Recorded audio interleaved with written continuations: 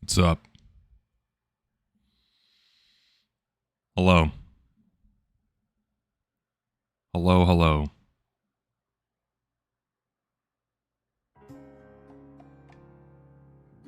How we doing today, folks?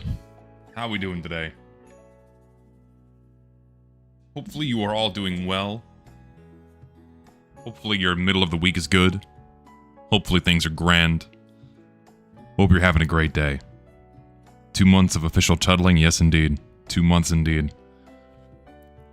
At Denali National Park today, have a good stream wrench. Dude, Denali, dude, you had a fucking national park today? That's awesome. Have a good hike, and don't die of heat exhaustion. Hopefully it's not too hot out there. That sounds fucking awesome, man. Happy Hump Day! Hump Day! Yes! You know, fucking love Hump Day! Remember when that was like a meme? And a thing, it was just, that was like a big thing. Do people still refer to, like, do people still get hyped about Hump Day? Like, today's Hump Day. While researching my vid, I've been watching Kaluka's video on competitive TF2 an hour in, and he's been fighting a lot of strawmen. Does it get better? No, the video does not get better. I could not finish it because of how bad the video was. Good luck slogging through the rest of that. The heck is Hump Day? It's a very American manner of speech, isn't it? I don't think other countries use it. Hump Day, you know, because, like, you know, it's the work week, and so you're going up the hill, and then the middle of the week is the top of the hill. It's like, oh, yay, we're now going towards the end of the week, and now you're going downhill, so Hump Day is Wednesday. It's the middle of the work week. That's what that means. The phrase is likely not used that often outside of America.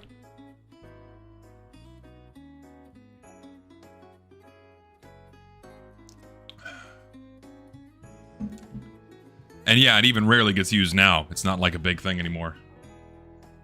They used to sell t-shirts at Walmart that had Hump Day on them, and that's how you knew you were in it with the cool kids crowd. First time hearing Hump Day. You're definitely not American. And if you're American, you've heard it. If you're not American, you've definitely not heard it. You're not missing out on much. You're not missing out on much. Don't worry about it. What video about competitive TF2? Yeah, Kaluka made this really shitty video, basically as a very passive-aggressive refutation to my Meet Your Match video. And it's really bad. It's not good saying the same thing twice. A lot of the arguments he poses are very flimsy strawmen or have nothing to do with TF2 itself. Just not... You can go watch it. It's long... and it's drivel. I've watched it on stream before. Couldn't finish it because of how bad it was. It was bad.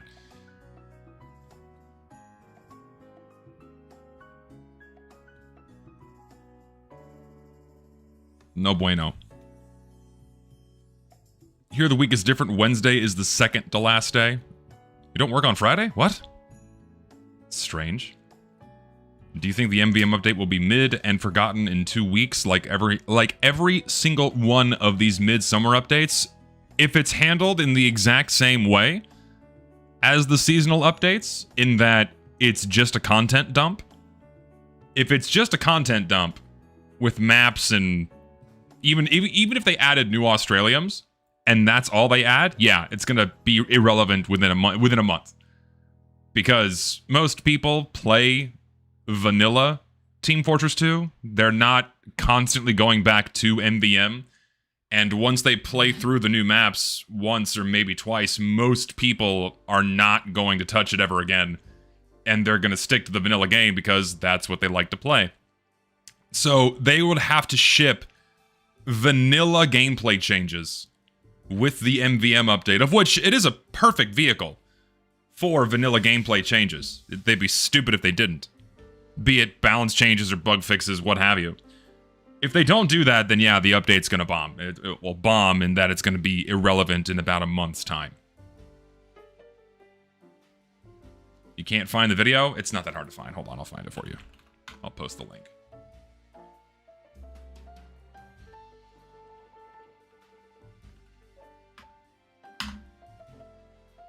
It's like the first video that pops up for me. It's this one.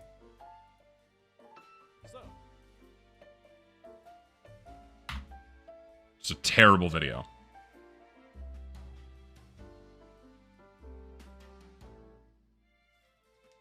Thanks for the cursed loadout stream. Gave me 9 new loadouts. Dude, I was heavily inspired. Massively inspired. I'm 100% sure Valve not capable of doing both MVM and balance change update to base game. I don't trust them with anything either. I can't trust them to make a functioning, competent MVM update. I can't. I mean, given the past 5 years of broken updates and mediocre content selections, what else are we gonna expect? Kaluka is a pest to the community just like Solarlight. I mean, Kaluka has a history of this. I mean, he used to be known as Mr. Caption and was a blight on the Fallout community before he made his way over to Team Fortress 2. So, yeah. It's really no surprise the guy's got a history of doing this.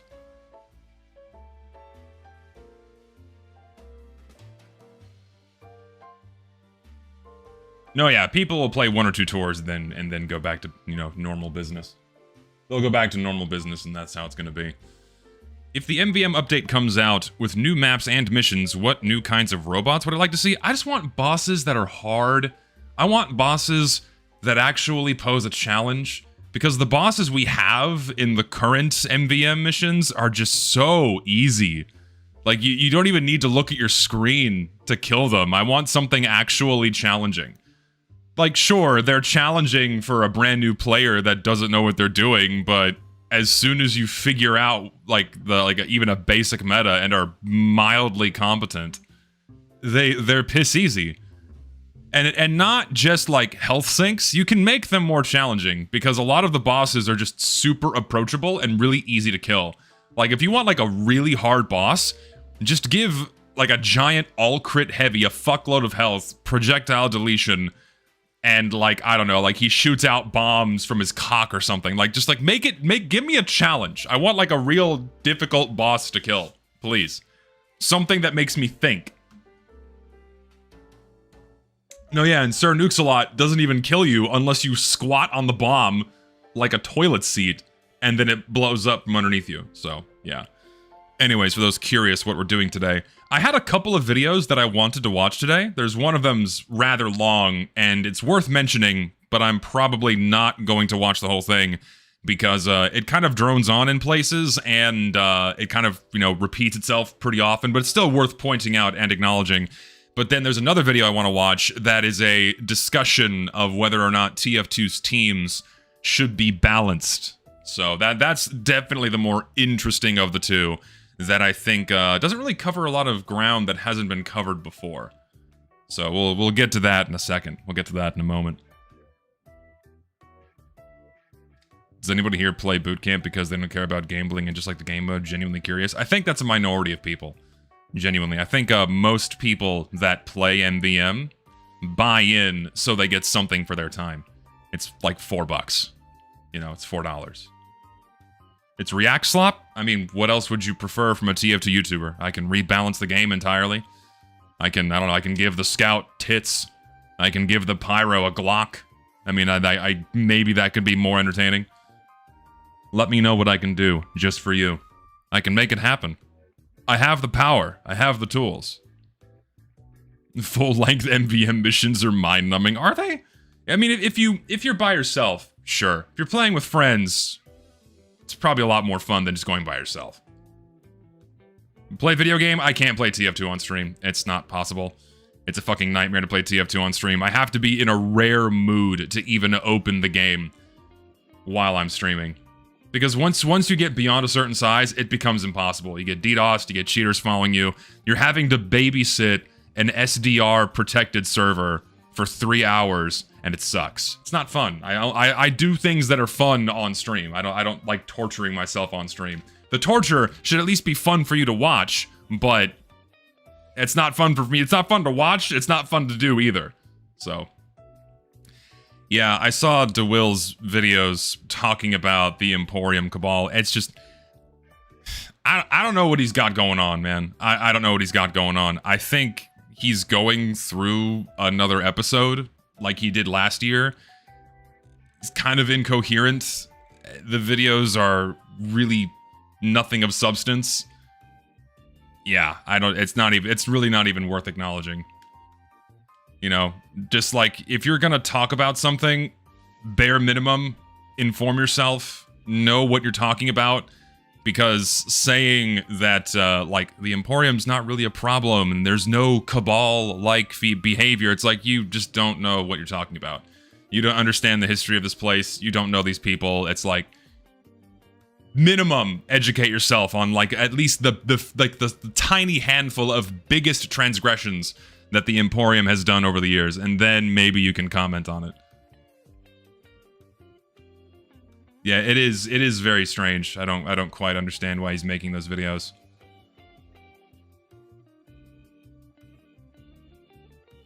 I hope he turns out okay. I don't know what he's got going on, man. I hope he's got someone that's helping him out.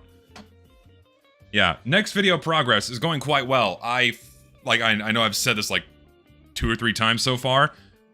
Finally got the script right where I want it.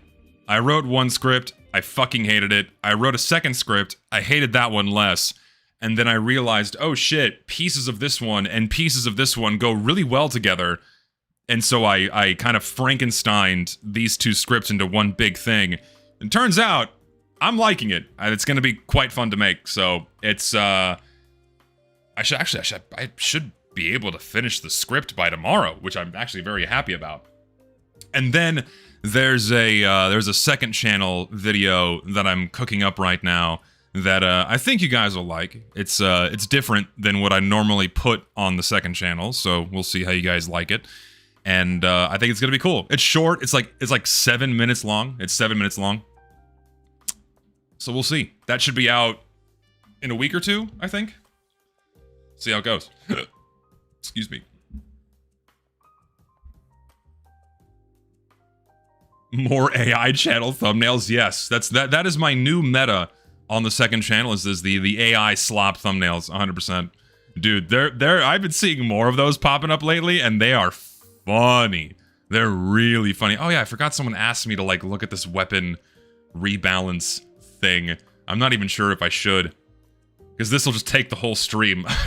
maybe if we have time, I'll start going through this, but yeah, like another TF2 balance mod got sent my way, and people enjoy it when I go through those, so maybe we can do that if we get through the video, because the video's not that long, it's like 17 minutes, so we'll do that, and then if we have time, we can start kind of picking away at that. I think that should be fine. We'll make it work. Flashback to the plushies with teeth video. Man, it's funny. It's 16 seconds of bleed now. Yes, 16 seconds of bleed. Wonder what Google AI gives you as next video suggestions. It gives me the most just stupid shit, because it trains itself off the existing pool of videos and also what you make, so I mostly get dog shit challenge videos like, I turned TF2 shotgun into a cake. I turned it into a cake. It was delicious. Just fucking stupid. Anyway, the video of today is TF2. The teams were never balanced, and they shouldn't be. People have sent this one to me many a time, so that's what I'm checking out today. I don't know if it's good. I've watched like the first 30 seconds of this video to make sure it's not a shitpost. No, it's a real video. And we'll check it out. Rage bait title? Is it rage bait? I don't think so. I think it's something worth thinking about, and I think this video is going to give us something worth thinking about here. No, I don't think it's a bait. Like, listen, I don't consider this a bait title. I think he's making a statement, and he's going to support it, right? It's like saying the sky is blue, and here's a video about why the sky is blue. Like a fucking clickbait, rage bait title is something that baits you in without giving you the full context of what you're getting yourself into.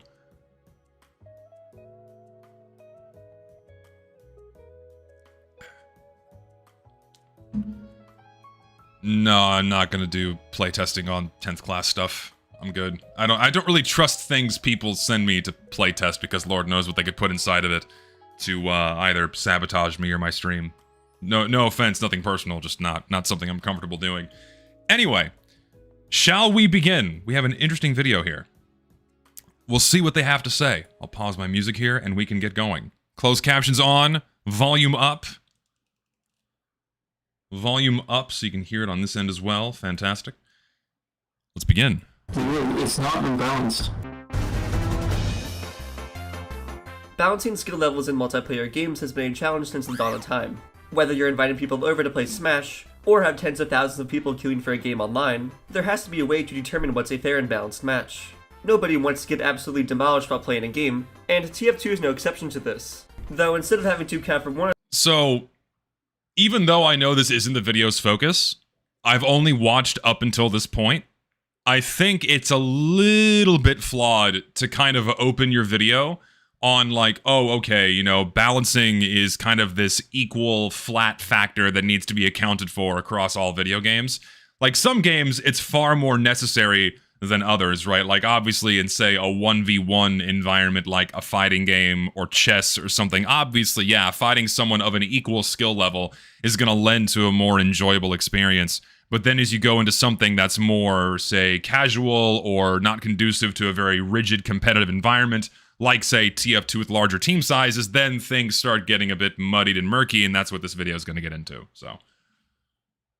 ...the person for Papa Gomez 2007 to go against, you now have to consider 23 other people all screaming at each other, and somehow make it so that the match doesn't end in 1 minute. This is actually pretty hard to pull off due to the amount of variation in playstyles and game modes. Someone who just loves defending the intel on 2 may rack up a bunch of points, but then be at the bottom of the score. No, I think I disagree with that. Like, you know, the constant steamrolling and games ending in 1 minute is a significantly more recent problem that TF2 only started developing really since after Meet Your Match and how things kind of fundamentally changed and made games a lot shorter. Before Meet Your Match and the matchmaking system and the more rigid system, especially like in the very early days of TF2, like launch TF2, the game was by no means like super fast, mega steamrolling and stompy. Things were a lot slower. We had significantly fewer weapons in the game that didn't lead to like massive stomps. The general skill level of all of the players was all around lower. So you didn't have these intense epic slams and stomps, you know? So I think this is definitely a more modern problem that I think is a much... it's a result of the current matchmaking system more so than how the game is designed at its core. So, yeah. I actually forgot my last balanced team fight. I mean, the main reason why I don't touch casual mode now is because most of the games I get into are steamrolls. And that's because of how the matchmaking system works and how players behave treat the matchmaking system. They treat it very differently than they did Quick Play or the server browser, because as soon as Valve made games disposable by increasing the ease of requeuing and just getting into a different server, then if a game is slightly not going their way, then they just bail, which leads to one team constantly bleeding players and having to replace them from the matchmaker, or every so often someone getting auto-balanced over, which then makes that person leave, and then the people who are still there eventually leave again, so it's this constant snowballing of, oh shit, people coming and going and coming and going and coming and going off the losing team, which didn't really happen pre-Meet Your Match, simply by nature of how the server settings were different, and also matches weren't this disposable. Like, once you got in a groove in a server, you would want to stay there for long periods of time, because you just got to keep playing with like the same relatively balanced teams over and over again, and you didn't bail at the first sign of, well, this game sucks, I'm just gonna go find a different server. Like, you found your server and you could stay there, and you wanted to stay there because once you got into a populated server with like good teams, you just wanted to stick around because that was like a fun server, it was a good environment. But now the servers reset every 10 minutes because, you know, games are usually short, and it forces everyone out. It doesn't force you out, but it heavily encourages people to go find a new game, which then sets up another fucking steamroll in the next one. So again, definitely a much more modern problem than like a long lifespan problem for this game. Not saying, this is not me saying that TF2 never had steamrolls. Didn't say that. Never said this. Trust me, I didn't say it. TF2 definitely had stomps and steamrolls in the past, but the frequency at which they occurred was definitely lower than what we deal with now. Plain and simple. I think that's a fair. I think that's a fair thing to say. And yes, you could change teams, board when trying to push the cart. which was another You factor. can't decide on one universal ranking based off some hypothetical scenario where someone might be really good if they play this specific class. Slow down, Jesus! Hold on, I have to slow you down. I gotta put you at like 0.8 speed, buddy. You talk way too fast. These specific circumstances, and expect it to always work. It would be more ideal to balance teams based off of what is happening in the moment, which is exactly what Valve did. True. So in the beginning, he very heavily rapid fired through kind of the fundamental issue of having a matchmaking system inside of Team Fortress 2, where in a game that's so dynamic from game to game, from map to map, and then also because players can change classes and change weapons on the fly, what have you, they're not locked into one way of play the entire time. Having a skill rank based off of all of your previous experiences and previous performances is not going to reflect the completely different experience that you're about to involve yourself in the current game, right? Moreover, a single value can't take into account how effective one class is over another on a different map or another, right? There's so many variables that a single skill rank can't keep track of, and it's just not a good fit for TF2. It isn't a good fit for TF2. It does not work for TF2, and I'll say it again for the millionth time. The ranking system doesn't work. Matchmaking does not work in TF2. Like, how often do you get in a balanced game and you're satisfied with the balance of the match? Most of you are probably going to say, not that often. So it's a misfit for TF2, and the system that Valve had was scrambles, properly functioning auto balance, and team switching, and also by nature of players slowly coming in and out of the server, that would lead to a more balanced and fun environment. there is no matchmaking, no MMR, no quick play, just you, me, and the server browser. Yep. There was no real way to find the supposed skill level of a player as soon as they joined. Some servers had stat trackers that were used to balance teams based off the total points a player had. These did not work, by the way. Hold on, I'll put the playback speed to 1. Maybe he slowed down. But like, these from memory did not work. People that had these in their servers just never really made much of a difference on that server, along with other plugins, but this still created the same issue of a universal ranking being unreliable. For the most part, True. It was down to the settings that server operators used on the built-in balancing and team options. But before trying to understand how effective these approaches of team balancing are, what even is a balanced game of TF2? This may seem like a stupid question. Actually, no, it's not a stupid question. What do you guys think is a balanced game of TF2? What do you think makes a match? What do you think makes a TF2 round or full game, right, until, someone wins and caps all the way through? What makes a balanced TF2 experience? That's my curiosity. What do you guys think?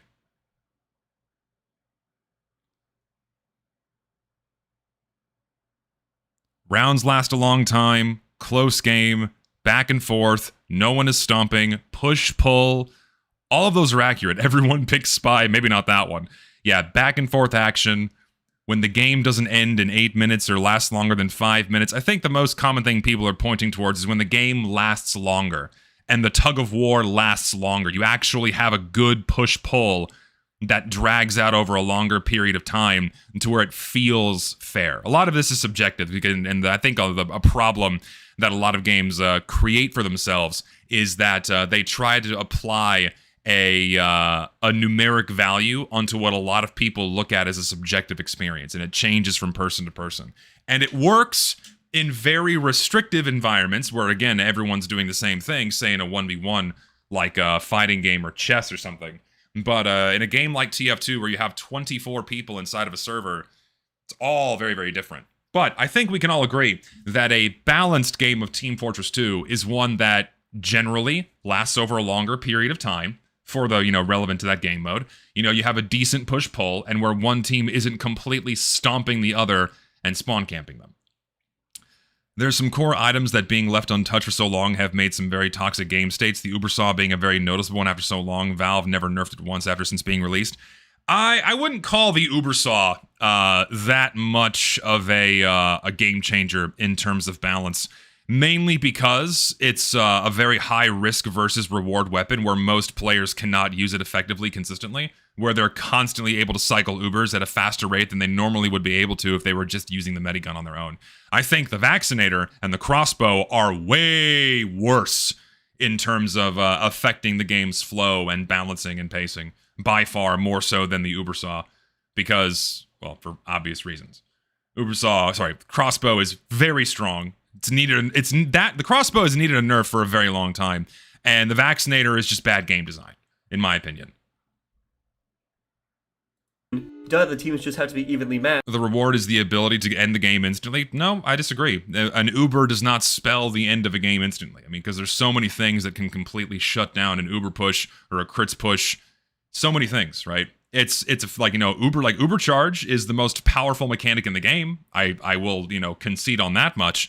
But it's definitely not something that is an automatic. The game is done. It's over. You're done. The team gets Uber. Like, maybe in, say, competitive environments where the game is different fundamentally, but in your typical pub environment, nah, I don't think so. I think I disagree with that.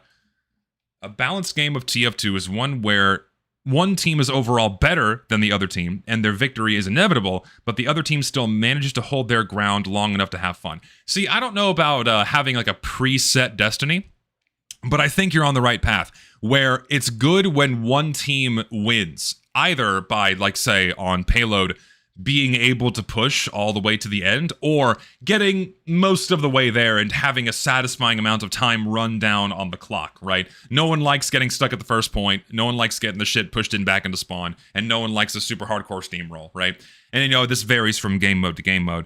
But I think when either team has a pretty strong chance of succeeding, and it's close, right? Not that one team's automatically better than the other, but when both teams have a high chance, or have a closer chance of beating out one over the other, and it's down to the wire in terms of like who picks what, who's where, when, very small amount of variables kind of controlling that final outcome instead of like, okay, this guy is just better than the other, rock, paper, scissors, I win,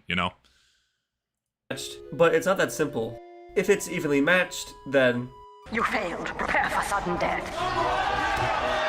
Yeah, so this is also a flaw. This is also a major flaw that I think a lot of modern multiplayer games suffer from right now. I'm not going to pretend that I'm an expert in how the matchmaking systems work inside of every single video game, but what most of them try to achieve is making teams of equal skill. And what does this lend to? Okay, great, everyone is of a roughly equal skill level, but then several problems fall out of that. Okay, if you want to ever improve or get better, you have to play against people that are better than you. But then, if you're always better, then you're punished for your performance by getting placed up against people that are always going to shut you down.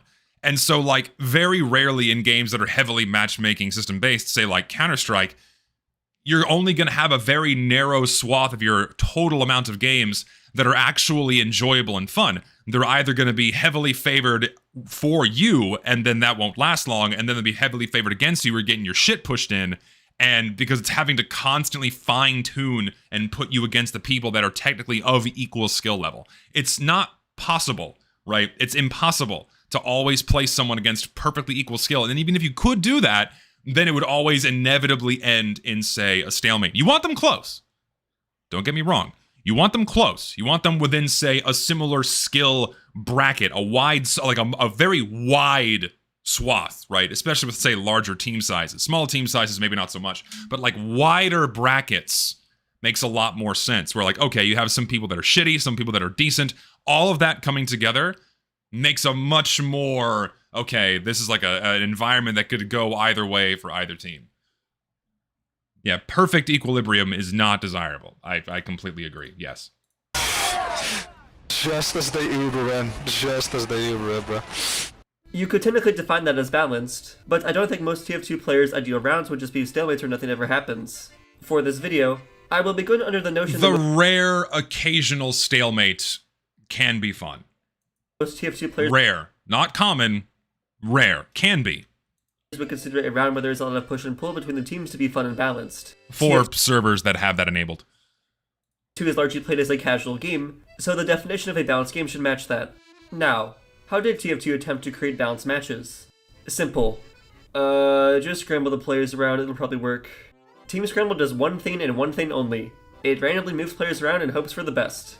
The important part about Team Scramble's effectiveness is Not quite. So, Team Scramble does have a more complicated algorithm involved in it.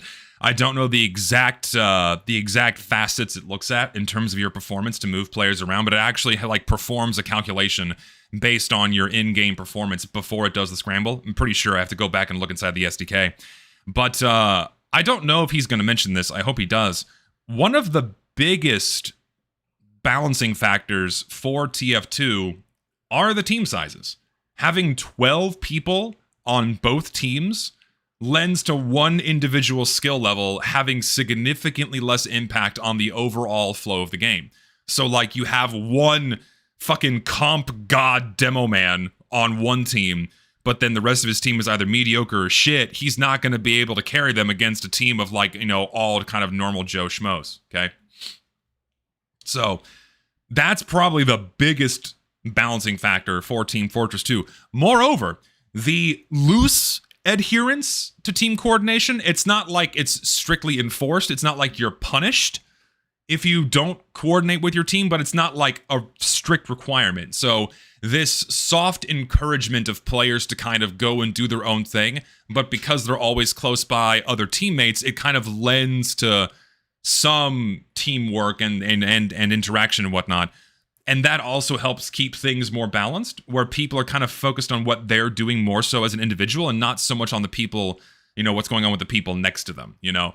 And so that's why competitive play for Team Fortress 2 kind of removed those variables and made more of the focus on team play to actually form that environment that is appropriate for proper competitive, evenly skilled play, right? And that's fine. They go do those things, and that's the types of they want to, you know, they want to play and have that fun. By all means, you go do it.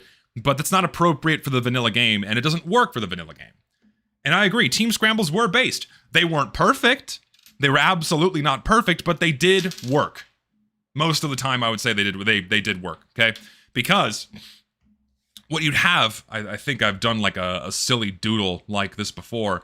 So let me like open my MS Paint here. So you have one team, 2, 3, 4, 5, 6, 7, 8, 9, 10, 11, 12. And then you have the blue team, 1, 2, 3, 4, 5, 6, 7, 8, 9, 10, 11, 12, okay?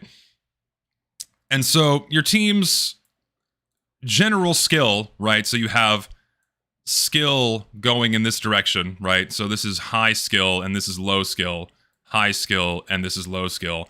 If you had like super unbalanced teams, you know, your typical skill curve would kind of look something like that on the high skill team, and then it would look something like this on the low skill team. And so performing even a completely random shuffle of these players around, statistically, is going to bring them a lot closer to something that is more balanced like that. And so even though it didn't work all the time, simply by nature of having a super wide skill discrepancy between teams, which usually leads to a stomp, performing that scramble would reduce those skill curves to become much closer than they were than in the previous game. So while it wasn't a perfect system, it did work effectively when you had that massive skill discrepancy. And I think that's the majority of the problem that players struggle with when they get into that unbalanced game. It's when the skill discrepancy is really, really wide. And if you just narrow it down to like, you know, a generally closer discrepancy, like a narrower discrepancy, then the game will automatically last longer and make a more pleasant experience, even if one is guaranteed to lose, right? So that's why scrambles were much more successful. And they should just objectively be returned. Like, there's no reason why they shouldn't be in the game right now. Valve could change nothing else, and just bringing back team scrambles would lead for at least half of your casual matches, like half of the runtime of your typical casual match, being a more enjoyable experience. Because if it's like an ultra giga stomp, you run the scramble, and then, okay, then at least the second half of your game is more enjoyable. But no, yeah, and but of course, you know, then we get into the nuances, you get into the weeds. Obviously, you can't bring back scrambles inside of a rigid matchmaking system that has a round limit. You can't do that because, unless you reset that round limit upon a scramble, then the game's already halfway over, and so you only get to experience half a balanced game, and that sucks. So obviously, by nature of that, bring back map timers. Bring back the 45-minute map timer. Obviously, that's the solution. It's the only thing that's going to work with a team scramble, right? So, and obviously, yeah, bring back teams. Like, obviously, bring back all the shit Quick Play had. That's like, that should just go without saying. That should just go without saying. When it's initiated, rather than the action itself. If you play for 5 rounds and scramble each time, regardless of if it's balanced or not, the shuffling of players has no meaning and it's just changing the outcome each time. Team scramble is only as useful as the players make it out to be by knowing when to pass a vote for it. If the rounds have been relatively long and of high quality, then don't mess it up by scrambling. If blue has one No, yeah, and that's something I agree too. Like, if the rounds are consistently pretty even, then there's no need for a scramble, you know? And that is a flaw that that original TF2 had, is after a set number of rounds, regardless, it would automatically perform a scramble. And that's no bueno. Like, I think it should be primarily limited to when the game detects that, oh shit, there was a stomp, or the players vote for it. In a row. Commence team scramble now. Yeah, there are even voice lines for this, albeit only in arena mode, but this feature was an integral part to the server experience. Yes. Team Scramble is still on by default when creating the server, along with its complementary feature of auto scramble. As the name suggests, it automatically scrambles teams. So I'm liking this video so far.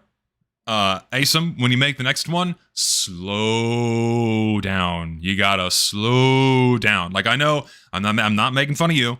I'm not making fun of you, Mr. Video Creator specifically. You gotta fucking pump the brakes, man. You gotta talk slower. You know, make your edits a bit slower. If you're showing something on the screen, leave it on screen a little bit longer. That's very important.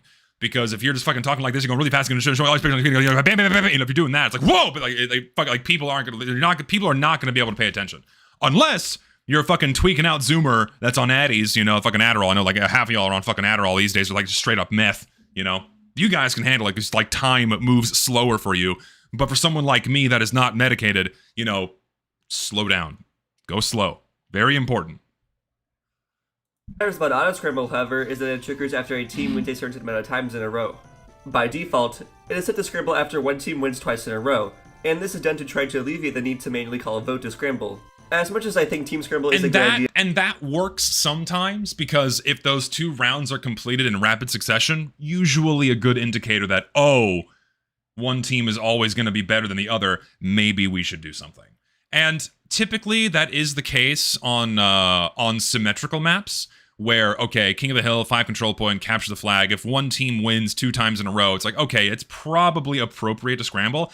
Payload, not so much. The asymmetrical game modes don't lend to that being as effective, especially when the games drag out over a longer period of time. Like, if both rounds last a long period of time, but one team wins both, then, okay, maybe you don't need to scramble there. What's the mustache? What, you don't like it? Fucking dude. This shit's not going away. It's sticking around. This is it. It stays. I'm rocking it for the foreseeable future. And sing Rap God fast as you can. I want to hear it. No, I don't even know the lyrics. Playing Sirius Martin's event right now? Upside Down Harvest? Okay. First I'm hearing of it. Onwards. on paper, and can be successful in creating a balanced match, it does have some flaws. For starters, the idea of just saying fuck it and moving players around fully at random can and needs to be improved upon. So much so that pretty much every active vanilla community server doesn't even use the built-in system. A lot of Scramble plugins try sorting the teams by points or by KD ratio, and while this still isn't and can't be a 100% foolproof method, it is at least a better attempt to balance the teams by what is happening in the moment. Yeah, and I completely agree. Typically, you know, it's your current score, or of course KD is not perfect because, you know, if you're playing medic or something or spy, you know, your KD doesn't mean you're like playing like shit. You know, you could be doing other things that are useful for your team. Same for engineer, like you could not be getting many kills, but you got like 47 teleports in one game. You probably won the game for your team, right? So there are certain metrics you could use in the game to make the scramble more effective. And points, in my opinion, is probably the best one. It's not perfect, but usually your points is a decent indicator of how well you're doing. But also, it's not perfect because not everyone's been in the server for the exact same amount of time. And so you could have one really good guy that just joined and only racked up 6 points before the scramble, and so it's going to view that guy as a shitty player. So you have to, there's a certain time factor that needs to be accounted for whenever you're performing some kind of scramble. Like, okay, how long has this guy been in the server? So say dividing their total points by a set window of time. Oh, okay, this point to time ratio is of a certain size. They're this good. I think that might be better. Didn't Master Comms mention that auto balance uses the MMR to pick who gets moved around? I think she did. Did she? I don't remember. I wouldn't be surprised if it does. I think it does, actually.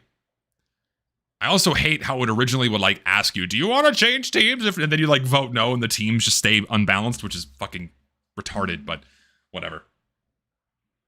Yeah, points per minute or points over the past 5 minutes, something to that effect would be useful. But then if you only joined over the past 2 minutes, then you have to adjust the width of that window. Otherwise, your scoring is not going to be appropriate for like how effective you actually are. There's a right way to do it, taking time into account and making that work properly.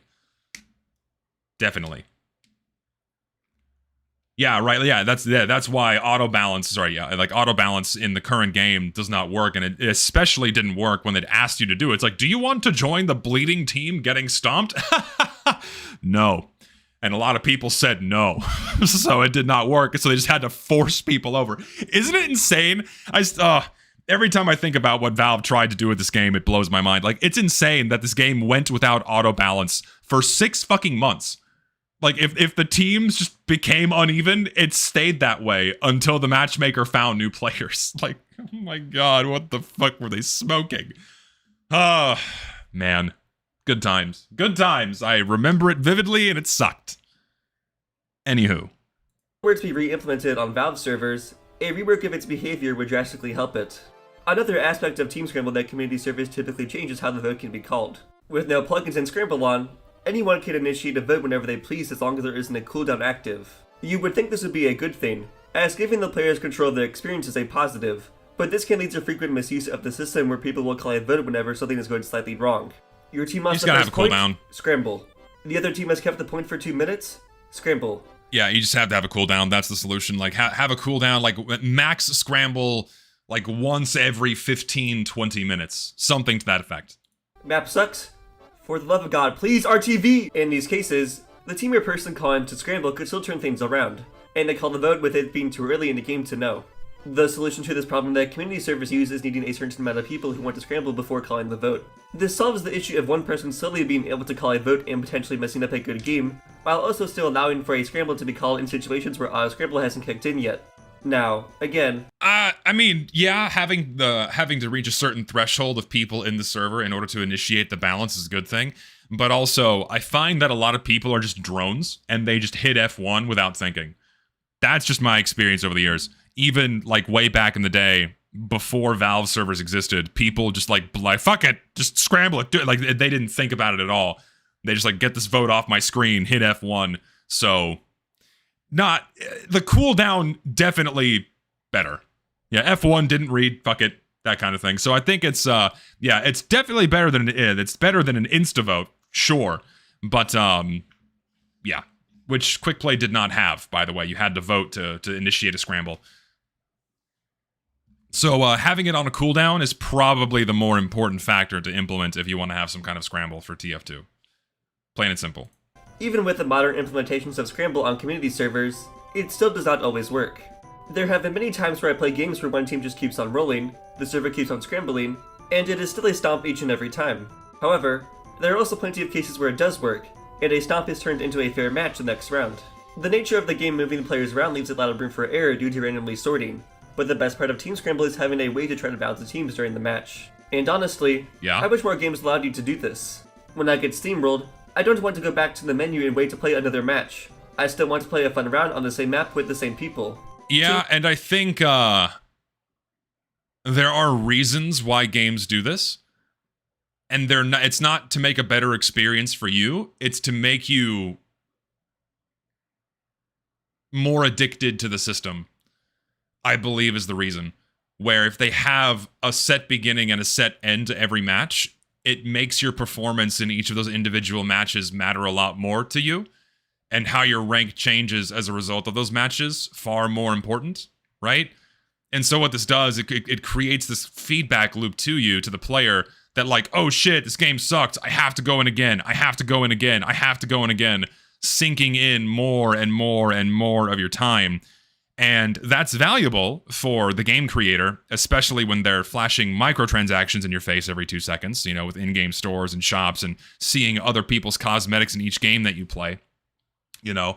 So, and then also turning the video game into, say, an addiction or a habit or a grind in order to, you know, hit the same amount of dopamine you got from the last win. I think that's definitely, there's definitely more sinister reasons why matchmaking systems, rigid matchmaking systems, have become more prevalent in many games that really don't need them or would greatly benefit from a, like, scrambling system. Even like a quick rematch with a scramble with the same players. A lot of games just don't have that. It's like, okay, bye, fuck off, time for a new game. Go play against new people. Spin the wheel, spin the wheel, spin the wheel. Yeah, it's like gambling. Yeah, it's true. It's like gambling.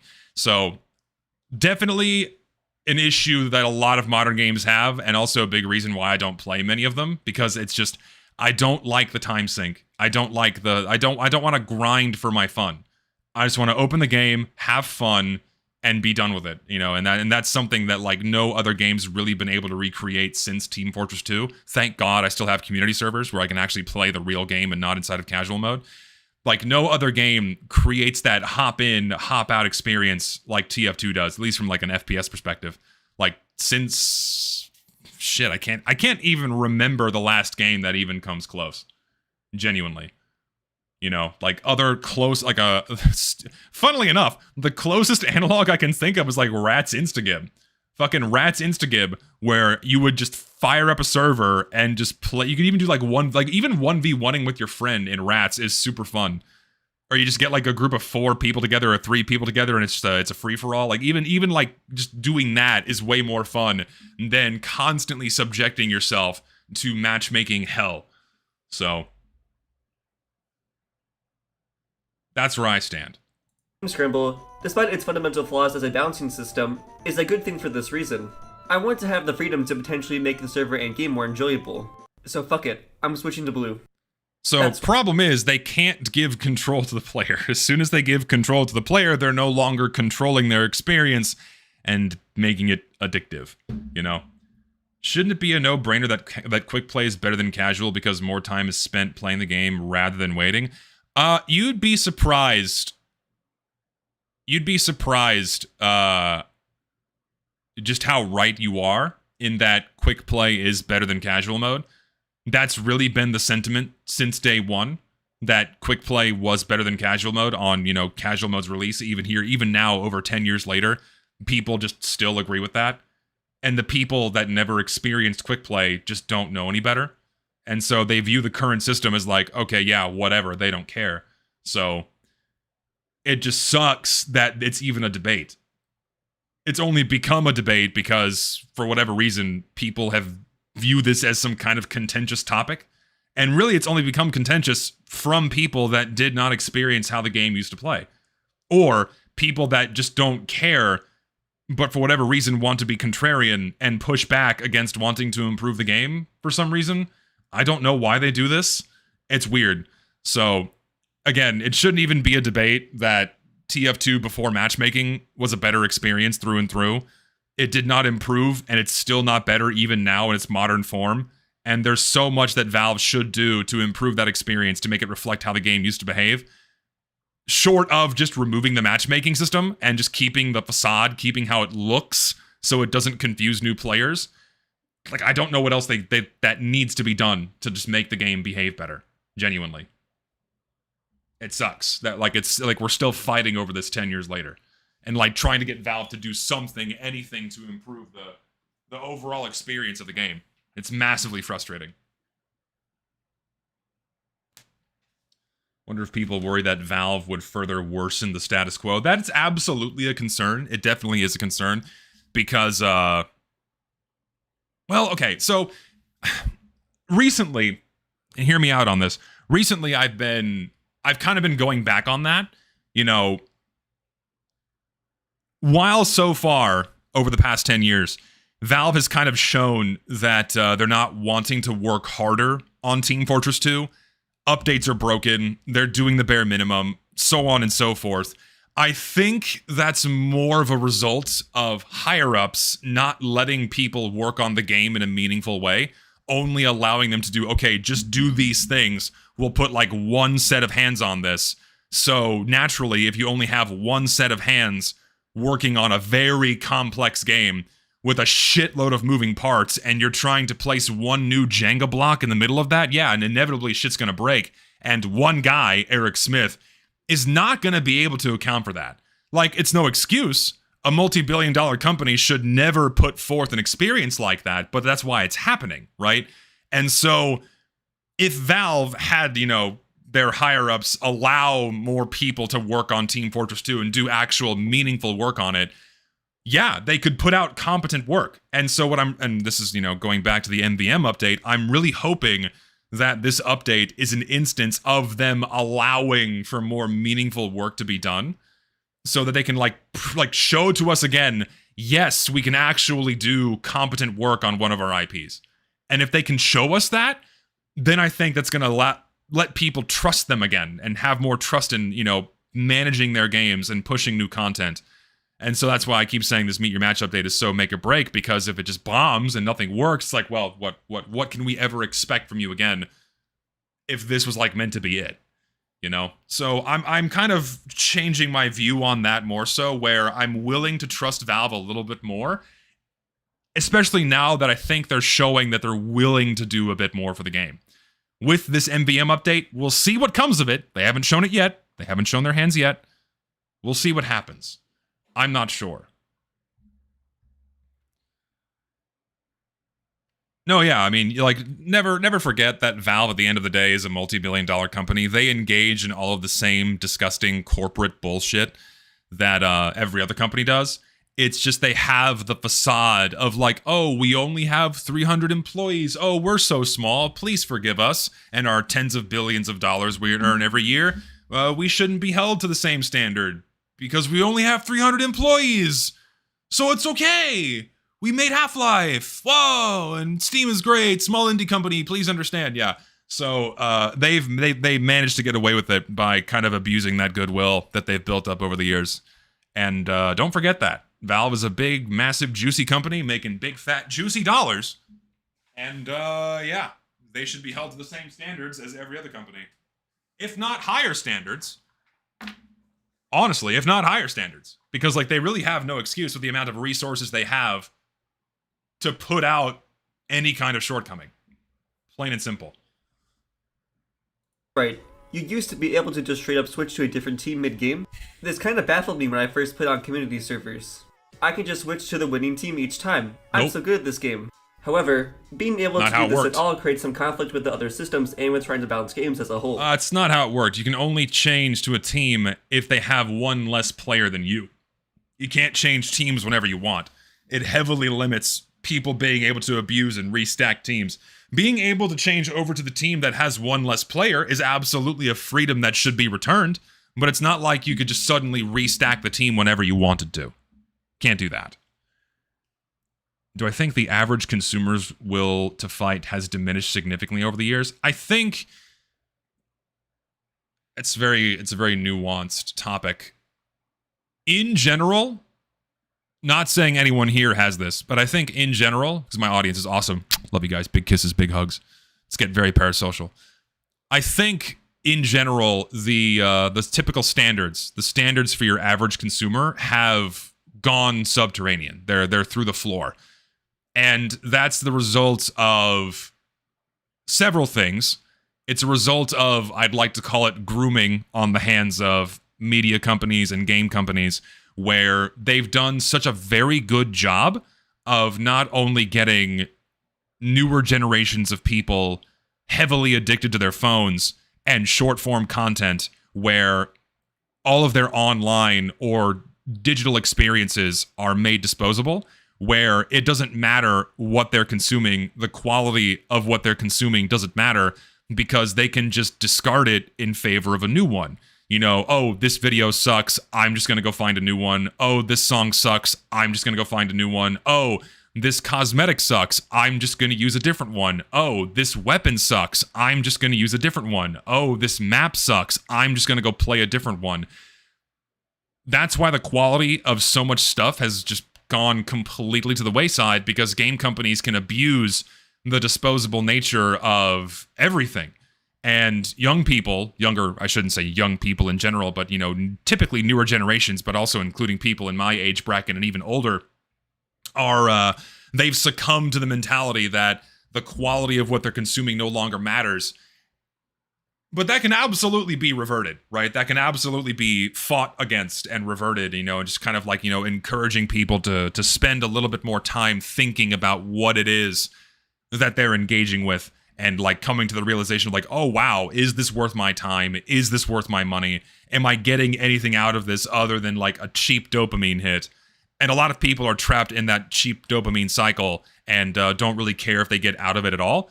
But that's not the problem. That's not so much the problem. I kind of view that as like the ether. I view that as like the general ooze of like the majority of people these days. I hope I'm wrong, but I think it's definitely a majority. But the problem is that we have two minorities at the end of this kind of oozy spectrum. On one end, you have people like me, and this isn't like me elevating myself to a higher platform. Maybe it is a little bit, but I like to think that I have standards. I like to think that my standards for what I consume and what I play and what I watch are like I at least have minimum standards. Like, it has to hold my attention. It has to be of quality. It has to be good. And of course, what those things mean changes from media to media, be it a game or a movie or manga or anime, what have you, right? Like, I have standards. Like, I'm not just going to like chase after something because it's going to occupy my attention, right? But then you have the people at the opposite end that already don't really care. They don't really have standards, but then they also get combative when they're told they don't have standards. They get like offended. They get standoffish when they're told they don't have standards, or that what they're consuming is bad, you know, because what's also happened, right? What's also happened is, and this is just consumerism in general, where people kind of identify with products as part of their person. And so if you have someone that like really loves video games, oh my God, I love anime. And then you see someone like shitting like, oh, this anime sucks and here's why, or this game sucks and here's why. They get like defensive, like, oh shit, that's like me. This is me. You must hate video games. You must hate it. And they get really fucking like, you know, and they kind of resort to this animalistic mentality. Yeah, brand loyalty, I suppose. And as a result, you get this bullshit culture war between people that want better and can acknowledge that things used to be better and higher quality standards should be set, fighting against people that don't have standards and are perfectly content with those standards being ever lowered. And I don't understand the opposite end of that spectrum. Like, I can't even pretend to understand how these people operate, where nothing matters, and they just want to, like, spew into the void just how little they care, but then they clearly care to a certain extent because they involve themselves in debates and discourse. Nintendo fans to the T. Yes, Nintendo fans to the T. So, yeah, that was a very long-winded answer to your question, but that's kind of where we are now. I don't know how we can move past this phase. It only seems like it's getting worse. So, yeah, I don't know. We'll see. For instance, that joke scenario of always switching to the winning team is a real thing that happens. If you're losing, then why would you want to keep losing? Is a naturally occurring thought someone might have. If a good player switches to the winning team, does he know? Then it just gets worse. But the opposite is also true. If your team is rolling and you want to make it more fair, then you can switch to the other team in order to balance it. So, typically, this isn't true, because on the winning team, people aren't leaving. So the losing team had no opportunity to go over and occupy a vacant slot on the winning team. I don't know if he understood that. And also, I don't know if he understood that you had like the player count limit where if there's only, you can only change teams if there's only one empty slot. But the winning team, players weren't leaving. So the people on the losing team couldn't like go rush to the winning team to like not lose, right? And so usually what would happen is there'd be an open slot on the losing team and someone from the winning team would go, oh, okay, I want to help them out. I'm going to move over to the losing team and make this more fun and challenging for me and hopefully even things out. That was far more common than someone like camping out and waiting to move to the winning team. Just really wasn't a thing that happened all that often, despite what people say about how TF2 used to function. Now, where this way of trying to self-balance gets messy though is how it affects Team Scramble, or rather how it can negate the point of it. The function of Team Scramble is for the game to do the work of switching around players for you, whenever the server feels that the teams are unbalanced. While this doesn't and can't always result in balanced games, if it does end up making the balanced game, then someone switching teams can ruin what it's done. There might not be any issues with the current match, but what if I want to be on the same team with my friend? What if I just want to play defense again? Or what if I just want to go on the team with the good players? Should I be allowed to do this? Well, short answer is no, and that's kind of the one downside to having a game like Team Fortress 2, is that you can have certain player freedoms, but you can't have too much. Because then it's going to lend to an unbalanced and unfun experience where people are going to be constantly stacking one team. So, the limitations that team switching has now, where you can only move over into an empty slot when one team has fewer players than the others, then that's okay. But beyond that, no. And that's also a problem that the modern matchmaking system deals with right now, where it automatically, by default, if you're playing with a party, puts up to 6 people on the same team. Like, it automatically team stacks. That does not work for Team Fortress 2. It ruins its balance. The party system was a fucking mistake. It would work fine if it evenly distributed players across both teams. At least you're all inside the same server. But stacking everyone on the same team, that does not work, especially when skill ranks don't work in TF2.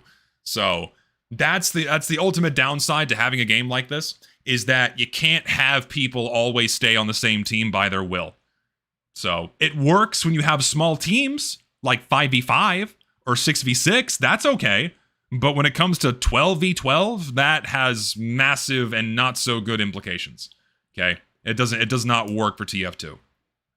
It doesn't work for TF2. Does this lead to more negatives than positives? Is team switching ethical? Team switching brings up the question of if it fosters... Team switching ethical is really funny to me. Is team switching ethical? Or selfishly in order to suit their wants, or if it makes them act as some sort of mediator who prioritizes enjoyment for the server as a whole. I'm not about to delve into the human psyche to understand how people will act in an 18-year-old video game, but both sides have some merit to them. I've given the aforementioned examples of individual switching teams to create a better or worse game, but what about a group of people switching?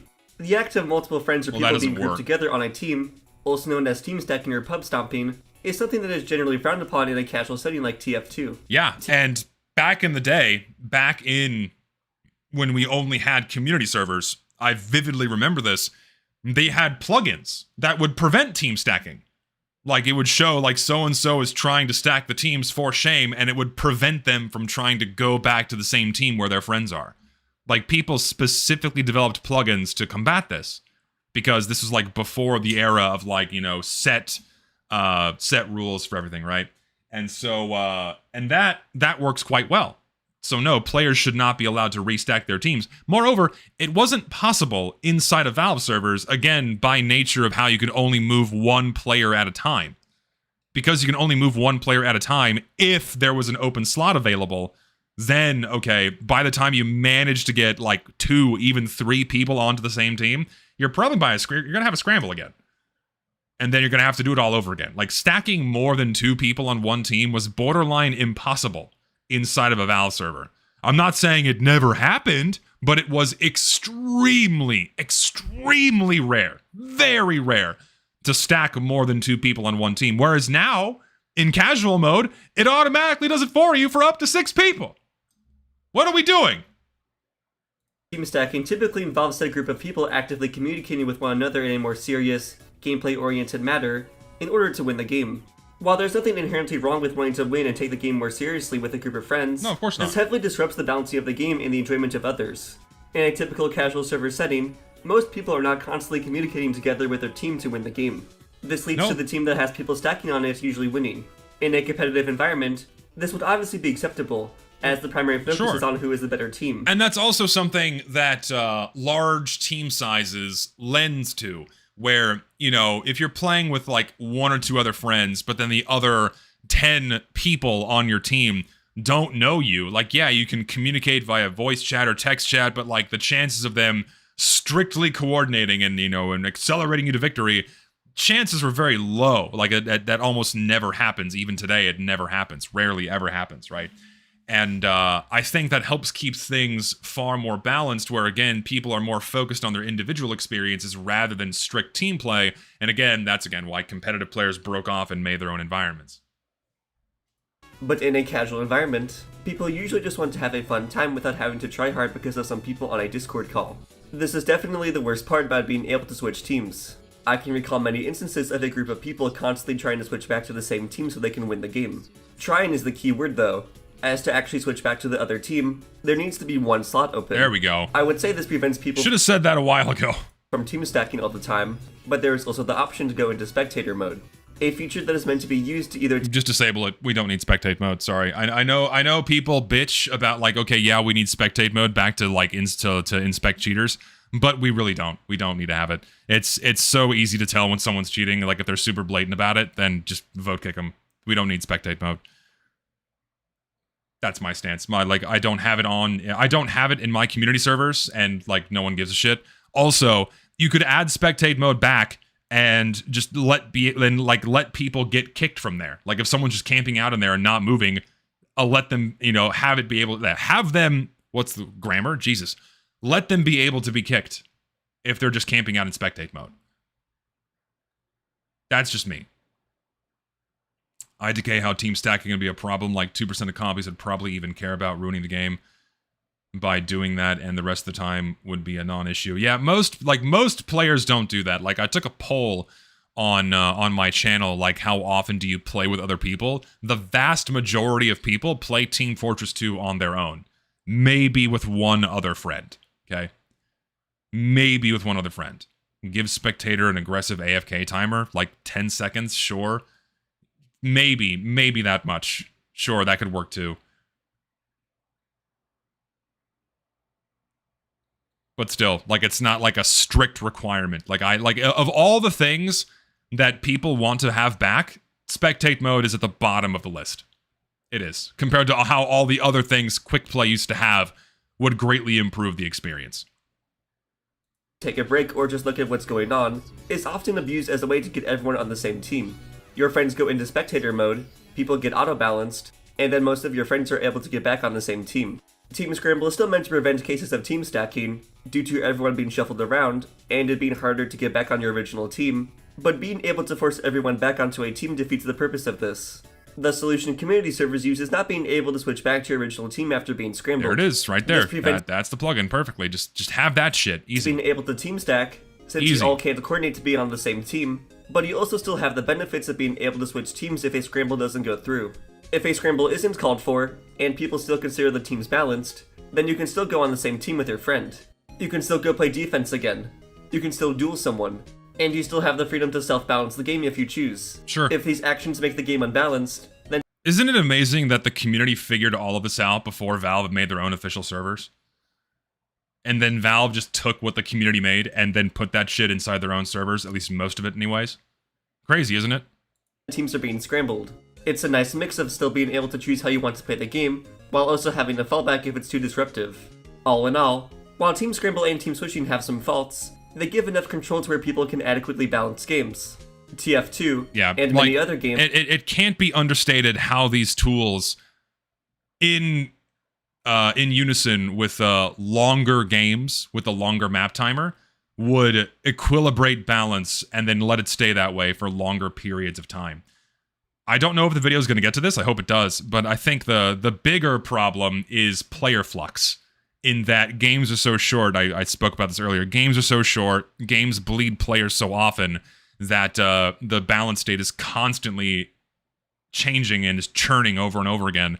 And if a server would just get full and stay full for a longer period of time, then that would lend to a more balanced experience. But casual mode is like completely antithetical to that, which is super frustrating. Often form unbalanced teams. Many of these game solutions is to have people find another match, and hope that whatever system they are using to categorize players works out. While this may work for chess, any form of skill-based matchmaking has been under frequent scrutiny in recent years. Yeah, the matches are too hard, the quality of them is infrequent, playing with friends can be miserable. These are problems that TF2 has as well, yeah. But being able to attempt to balance the teams mid-game fixes these issues sometimes. Scramble and team switching won't and can't work all the time, but giving players the option to fix it themselves is far better than hoping that some sorry algorithm will do it better than you instead. Which won't Player for freedom, a game like TF2. both in expression and Simple even the as that. gameplay of TF2, is something that Valve prioritized. They knew that it was a fool's errand to try to make some sort of locked, predetermined way to balance teams in a multiplayer game that more often than not started out as unbalanced. It's not perfect, but it leads to the most amount of balanced games per play session. And the fact they tried is insane. The fact they tried is fucking insane. And they just went through with it and just left it that way. Oof. With the introduction of Valve servers in 2011, Team Scramble and switching became a part of the official experience. And while there were complaints about these systems, I think these people didn't know how bad things could really get. Yeah, until later. July 7th, 2016. A certain update was released that changed how people played TF2 forever. The Meet Your Match update, where, yeah, you already know the story. There's already plenty of videos covering this update and how TF2 has fallen, and I really don't want to be the 100th one, but how does this affect the oh so precious team balancing? Disregarding all Let's of the see if he jank, gets to it. matchmaking removes team switching and scramble, and attempts to balance the teams based off a MMR ranking using the Glyco system. Now, I'm not going to pretend I understand this equation and how well the uncertainty of this works or not, but I have played quite a bit of TF2, and generally understand how well this works in practice. It doesn't.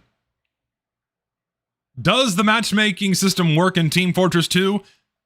Yes or no? Does it work? Yes or no? Yeah, fuck no. Just doesn't work. It's just like, why is it even here? It doesn't serve any fucking purpose. Like, ugh. Not like it's supposed to. Well, then how is it supposed to work? Any attempt to try to rank players in TF2 is going to be futile. You know how at the start of the video I mentioned that TF2 players often play the game in a variety of ways? Well, guess what? An MMR system does not really account for this. Even in some perfect world where each game mode has its own associated rating, people will still not play the same way consistently. For example, I love playing Soldier on Payload, and often do my best to win. But what if I'm not really feeling that today? What if I want to play Sniper, a class that I'm not as good at? That's the problem. That's the problem when players are not all doing the same thing. That's why skill ranks work better in a game like Counter-Strike, where, you know, same player movement, same guns, usually, same knives, same objective all the time, every time, just different maps. But even then, they introduce different ranks for different maps now in Premiere. So, but they don't do any of that for TF2. Like, because, like, even just different map environments make the same classes have different levels of efficacy. And a single skill factor does not take any of that into account. Like, one game on Well, like we're looking at right now, is not going to be the same as a game on Dust Bowl, or a game on Harvest, or a game on Turbine. Like, these things are not comparable, even if you play the same class with the same loadout every time, because your efficacy is going to change all the time. It's like, how did they even think this could be possible? What the fuck are we doing? Get rid of it. The game should still consider me as a good player, because of the amounts of wins I have due to my performance as Soldier. I don't think of myself as that great of a player on Sniper. Like, my best class is still Soldier, even though I don't really play him that much. And whenever I play Soldier, the game just becomes easy. And then, okay, what if I don't want to play Soldier? I've been playing a shitload of Spy lately. I've been playing mostly Spy over the past year, alright? And I suck. Okay, I fucking blow. Sure. And so, like, okay, I play Soldier for a bit, then I play Demo or Medic for a bit, then it's like, okay, I'm gonna play Engineer or Spy for a bit, then, like, I suck shit. Like, oh, okay, now my rank goes way down. It's like, no, I have, like, 10,000 hours in this game. I'm not, like, horrible, but, like, a single MMR rank doesn't take any of that into account. And even then, it punishes you on paper. It punishes you for going out of your way and doing something different. Like, if you want to explain, like, I don't think this is said enough about how MMR is applied to Team Fortress 2. Like, MMR encourages you to play as good as possible, to have your best performance all the time, every time, so you stay in the skill bracket that you're supposed to be in. You have the balanced games, and that's supposed to be fun, according to multi-billion-dollar companies. That's what they tell us anyway, is what they beam into our fucking brains, that this is what we need. We need this for fun gaming, right?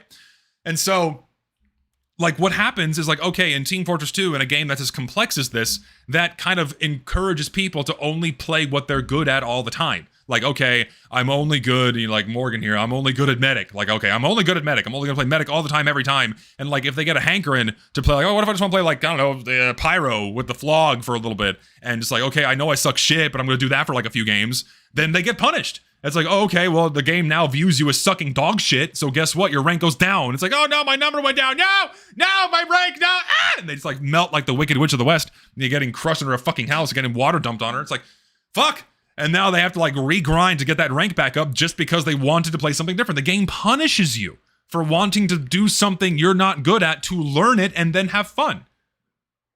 That's fucked up. That's not what TF2 is meant to be. Not that the skill ranks mean anything. I'm not saying that they do, but imagine if they did. Like, imagine this, right? Imagine if skill ranks worked perfectly in Team Fortress 2. How different the environment this game would be. Like, you think there are sweats now? You think there are sweats now? Imagine, like this is what Valve wanted. Imagine how much worse off this game would be. I wouldn't be playing. Jesus, that would be horrible. Like, imagine how much worse in like casual mode would be. Again, thank God we have community service to avoid that. But like, imagine the volume of sweats we have now. I know, even now, in the matchmaking system where the ranks do not work, people really, really care about their badge, even though the badge is purely cosmetic. People fucking obsessed. Like, I need my points. I want to go. The number goes up. Yes! You know, they really, yeah, they fucking, oh, I want the badge to spin! Yeah! They get really mad when they don't get their XP and they don't see the progress because you have been conditioned! You have been conditioned by multi-billion-dollar companies to think that the number going up is a good thing, that the number going up is fun. It's not! Stop it! Get out! Run! Play old games that are away from this. You are being psyoped into thinking it's a good thing. It's the Battle Pass mantra. It's the system they're using. Break out! Wake up! You know? And that's a problem with a lot of younger people, is that this is what they expect out of games now. And so they come to Team Fortress 2 and like, oh my God, numbers go up in this game too? Holy shit! That's exactly what this game needs, even though it means nothing. And then imagine if it actually worked. People would be sweating their balls off and the game would be punishing you even more for wanting to play something different. There would only be mains. There would no longer be people that just kind of play anything and whatever they want. Like, it would be so different. So I don't think people think about that enough. Like, some people think that the matchmaking system would be fine if the ranks actually did what they're supposed to do. No, it would make the game worse. It would make the game so much worse. Because, like, okay, you're like, Scout is your best class, but like, what if you want to fuck around and like play your worst class? Like, what if you want to play engineer for a little bit? Then you're punished. Then your rank goes down. Then you get put into lower quality games, and your experience gets worse. You have to regrind your rank back up so you can get your fucking dopamine. You are being conditioned to treat your games like a job and a hobby that must be maintained instead of things to have fun with at the end of the day. Oh, it's evil. Oh, help me God, wake me up from this fucking never-ending nightmare.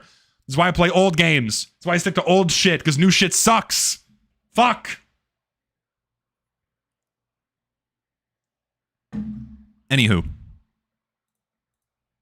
The game does, which makes a discrepancy in how the game views the teams to be balanced. So what, you might say? Eventually your rating will go down if you keep losing since you're bad at playing sniper. Firstly, due to how the system works, it would take a significant amount of losses for my rank to substantially change. I would still be considered sure, but like, what if you're done playing the class that you're good at? What if you want to get good at something else? You have to sink a lot of time into it. Then you're punished. And like, sure, it might eventually equilibrate back down into the bracket where you're supposed to be with that class. But then what if you want to do something different again? Sorry.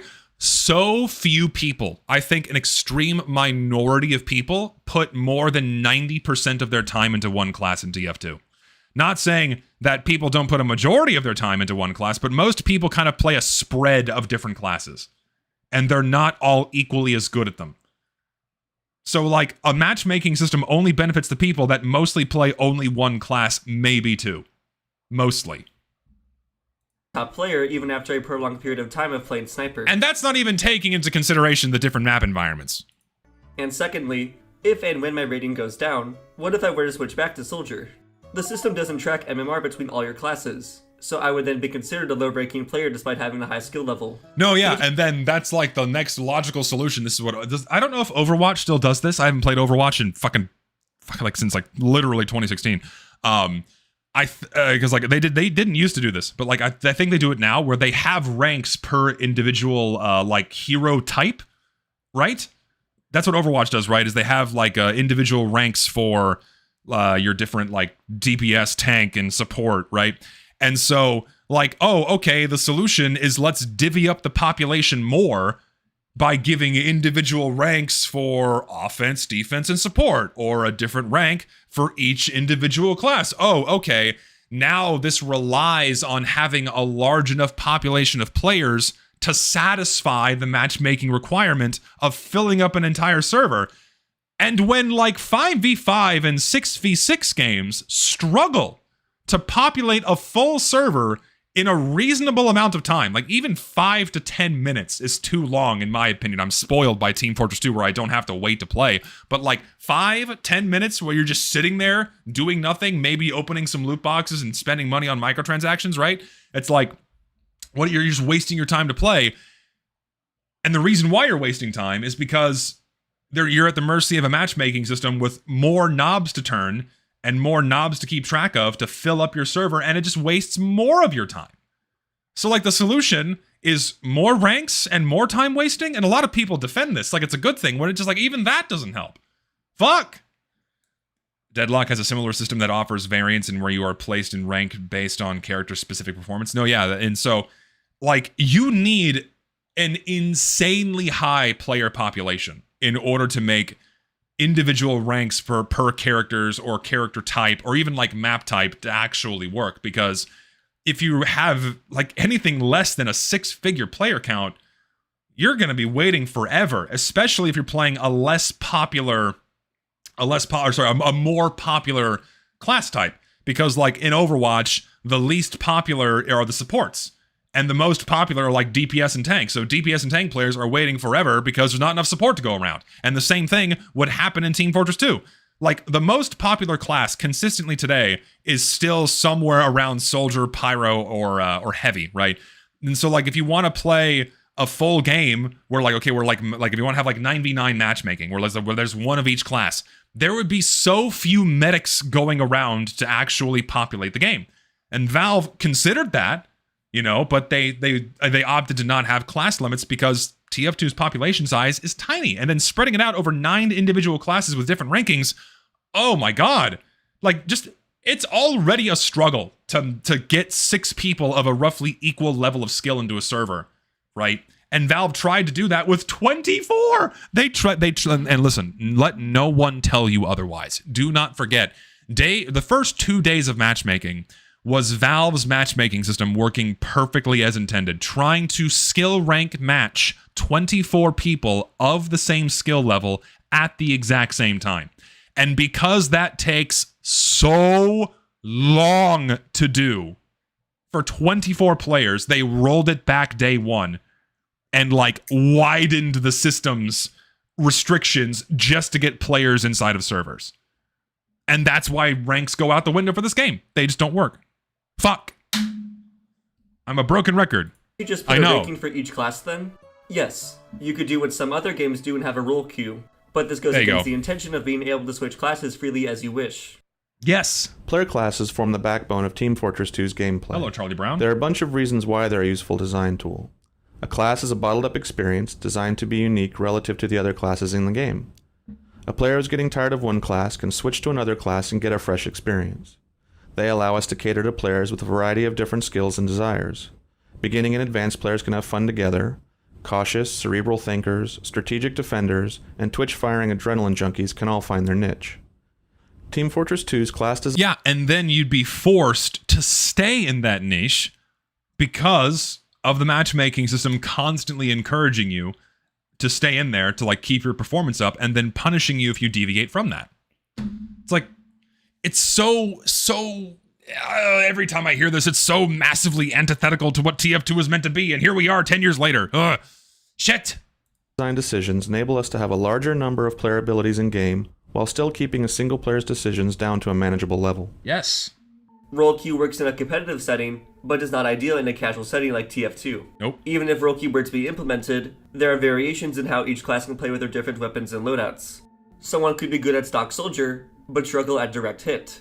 Good as demo man, but can't get any kills with demo knife. Then we need a pick ban system to like prevent certain weapons from being in use, and it just gets even more complicated, spreads the player base out even further. It's a mess. I guess you could assign a rating for each and every weapon, and be locked into that for the entire match, but a lot of the freedom of the game would be stripped away at that point. And sometimes, people just want to mess around for a few rounds and not try that much. This doesn't mean that they aren't good players, but if their team loses because of them, then the game will deem them as having a lower skill level. And punish them. Not everyone wants to take the game so seriously occasionally, and that's just the way it is. TF2 is a very unique game that appeals to many different people for many different reasons. Sure, even with the current system, someone with 10 hours is going to have a lower MMR than someone with 5,000 hours. But for everyone else in between, that arbitrary rank may as well mean nothing. I would like... even then, the number does nothing, because even with the extreme ends of the spectrum, you can fire up a brand new fresh account, and you are instantly placed with like 10,000 hour comp gods on your team, and you get your shit pushed in. It doesn't even appropriately match people together. And also, that's not conducive to a learning environment for you to get better at the game. If you're like a fresh install baby and you're just like bumbling around with other babies, like throwing sticks at each other, it's like, how are you learning to get better at the game?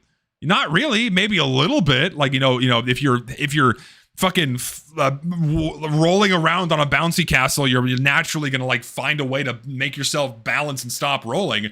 But then if you want to really learn how to walk and eventually run, you have to deal with people that already know how to do that. The only way you get better is by fighting people that are better than you, which you're not going to find if you're always shoved into a narrow bracket of players. A system where these loose definitions of a player's skill level can be used to initially sort teams, and then lets people scramble when it's incorrect. But at that point, you have to question the legitimacy of an MMR ranking when the people are switched to the other team so frequently. Another feature added with the... And that's something else too. Valve instantly conceded.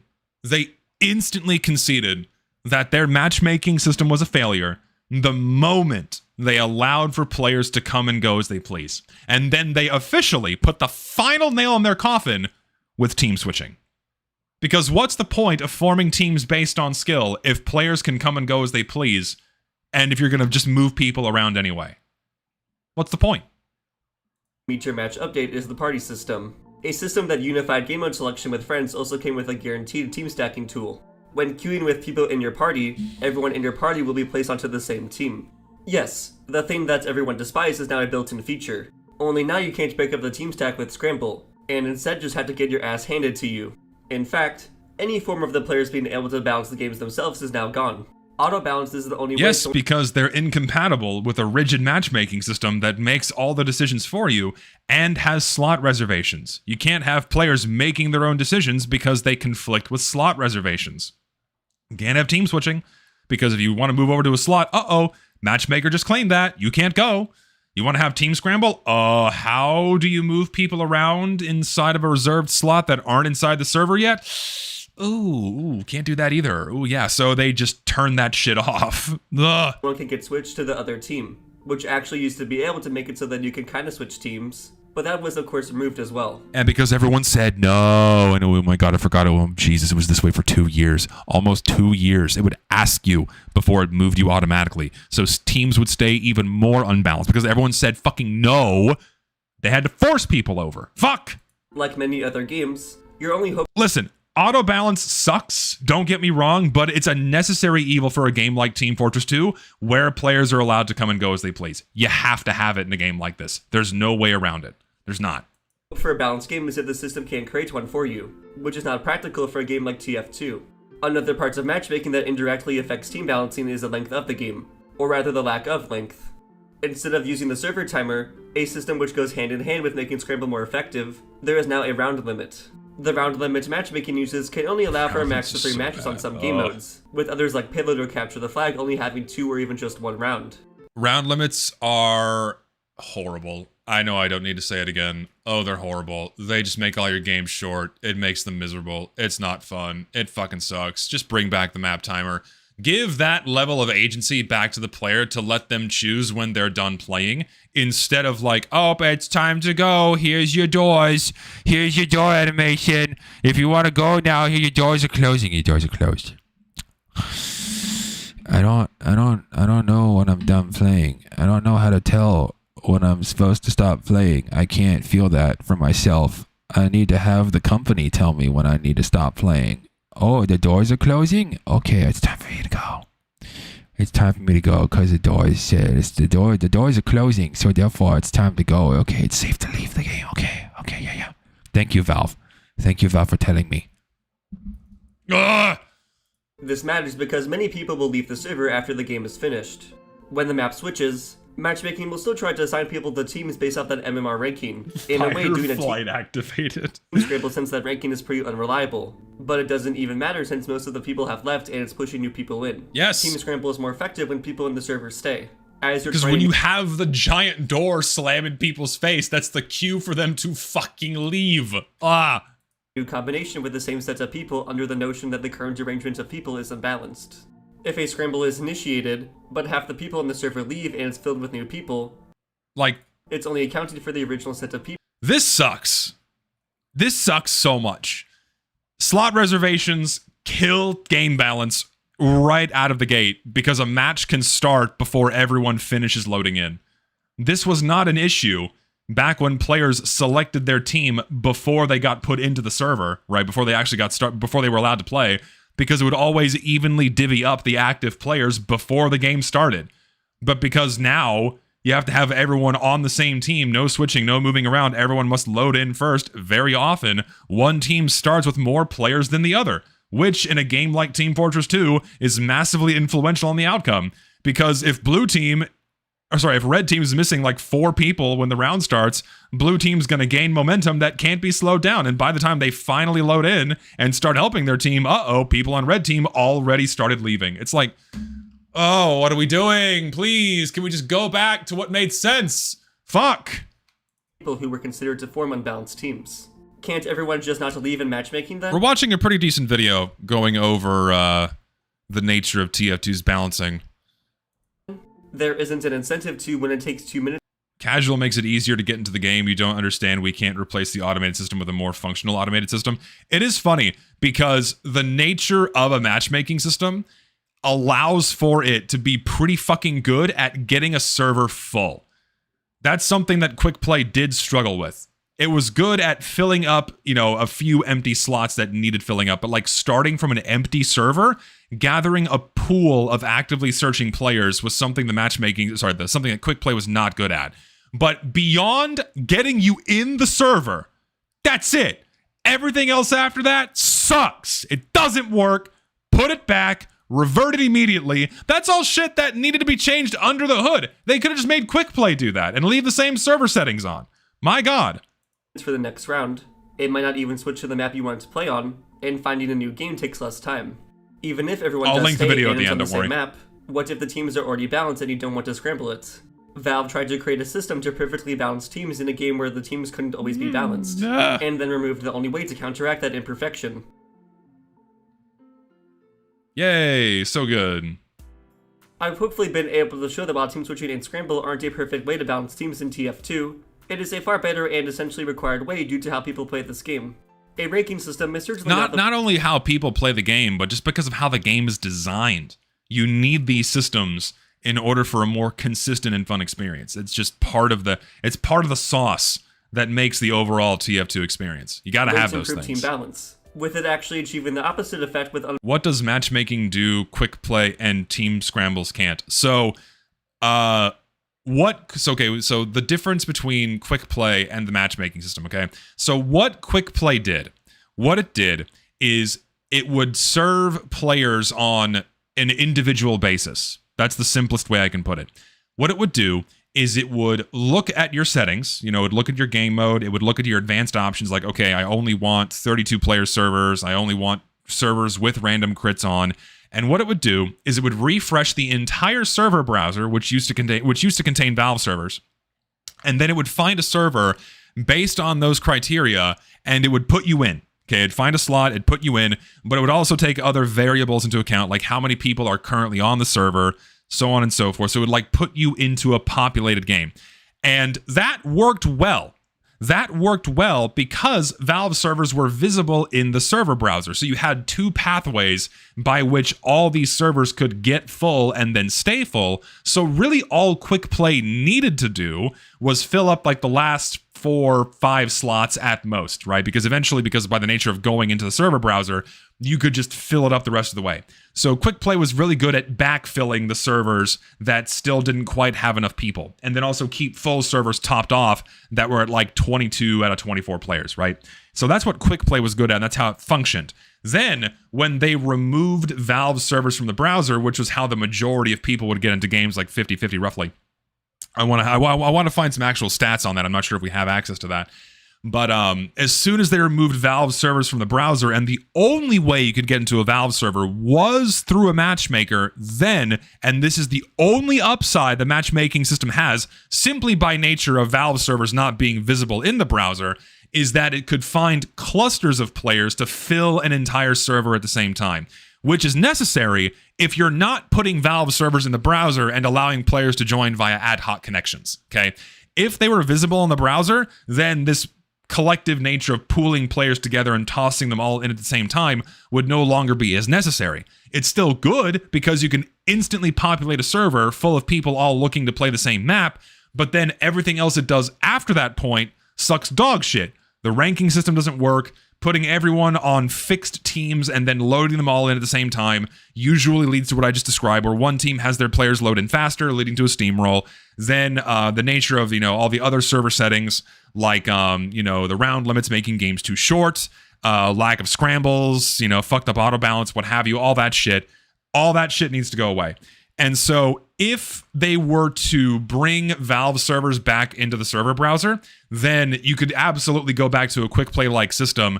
But would players actually go to the browser to find servers? Probably not, because here we are 10 years later in the modern era, hate to say this, lots of young Zoomers have been heavily groomed by gaming companies to think that matchmaking systems are the only way to get placed into a server, and if they see something like a server browser, they panic. Not that they can be taught and educated, I think they should, it's very easy, it's not that hard to use the server browser, right? But it would still need a system to get these clouds of players and throw them into the server, but then let the team selection screen divvy them up across both teams, keeping the same number of active players on both teams, so you don't start with a misbalanced game. And then you have team scrambles, team switching, proper round timers, get rid of the end round map vote that doesn't do fucking shit, and people leave anyways. That would be like a very ideal path forwards if they're going to keep the matchmaking system. It doesn't form matches so much as it does pump players into a server, okay? So, when making my Quick Play playlist after 2014, the ratio of people using Quick Play to get into purely vanilla servers over the browser was around 70-30. Okay, so people were using Quick Play more than the server browser, which again just kind of reinforces what I just said, where players will always, or most, will always opt for the path of least resistance, where, okay, click one button, get in the server. And that's what people want, right? You give them that, what happens under the hood can absolutely be changed to make a better experience. Balance seems to be one of the most common complaints regarding casual mode. So, what should be done about this? Allowing team scramble, switching, and the server timer is the first obvious step. These are all simple server variables that can be turned on at any moment. This would already be a great improvement, but Valve should also go a step further by implementing the changes community servers make to these systems. Sorting by points rather than at random. You got the spirit, but you also have to remove how slot reservations behave in order for any of this to work. Needing a threshold to start a scramble vote, not allowing team switching after a scramble, and potentially removing spectator mode. If they still want to keep in some sort of ranking system, then maybe they should try measuring your skill based off your performance on each class, rather than wins and losses. In the meantime, I recommend playing on a community server that has these features on so you can see what it's like. You'll see that while it may not always work, You will pretty much... and this is something I recommend everyone do. If you've not played on a community server before, if you've never played on a vanilla community server like mine, zestydjesus.com/servers, go try it out, because it is incomparable to casual mode. Like, that is how TF2 should be played, is how most community servers still operate. Well, at least the vanilla ones, and like close to vanilla ones, right? If you want to get away from how like the misery of casual mode, then go play a community server. 100%. That's the best play. That's the best thing to do to get like an ideal TF2 experience. Always get a good few rounds on the map you're playing on. Despite my grievances with this game, I still find it to be the most enjoyable multiplayer game when I can play on community servers that have the old balancing settings. Yeah, there's nothing that replaces TF2. Valve. Nothing. Where's this MVM update? Decent video, pretty fucking good. You know, it says a lot of it doesn't take a really big swing. It kind of explains a lot of problems and kind of just lays them out for you. In terms of the quality, definitely slow down, speak slower, take time to articulate your thoughts, and don't rapid fire them out. You know, it's a very important thing to do when you're making a decent video. But other than that, yeah, it was decent, pretty good. I'll post the link in the chat. Go give it a like. Go give it a big fat kiss if you so choose. Decent video, big claps.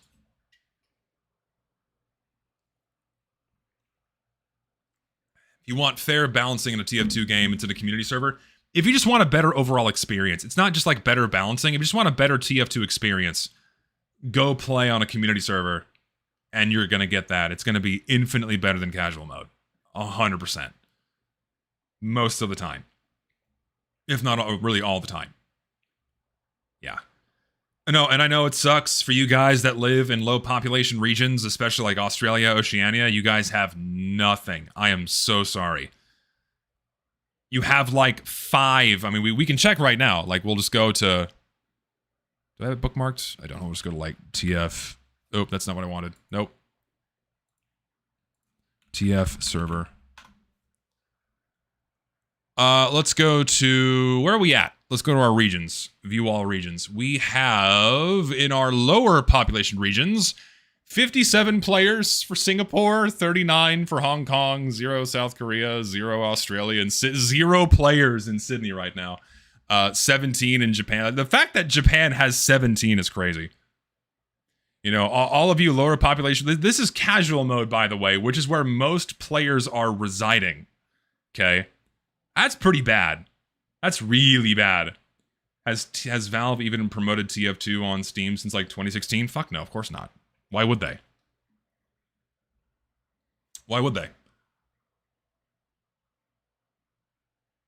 Thing is, like, even though it says there's 18,000 servers, those are like on standby, and they get spun up whenever a new server needs to be populated.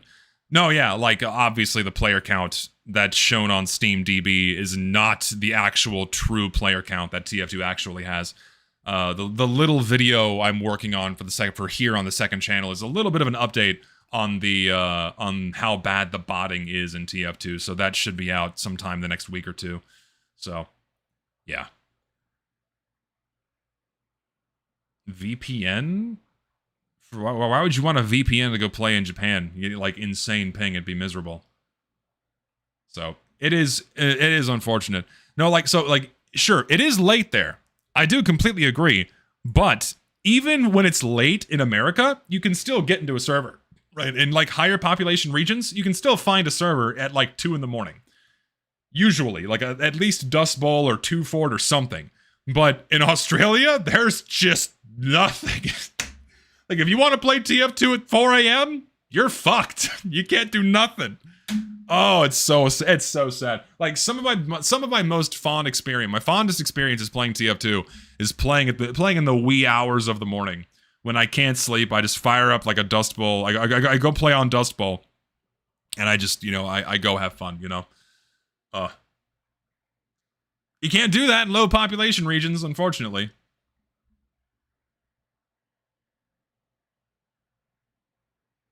No, yeah, and it used to be way more populated until, well, you know, the game just has been on its way out for the past decade.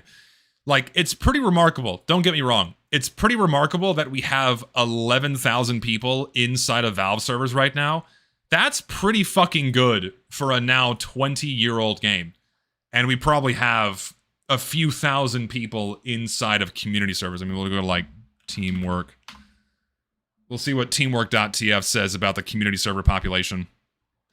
It's pretty accurate for community servers. Valve servers, not so trustworthy. So, yeah, community servers has about 3,700 players right now. So what is that?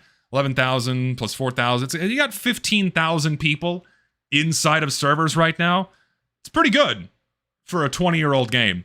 You know, this figure of 13 or 12,598 players, I'm not sure how they pull this. I don't know if they tap into Steam's API. I don't know how they get this.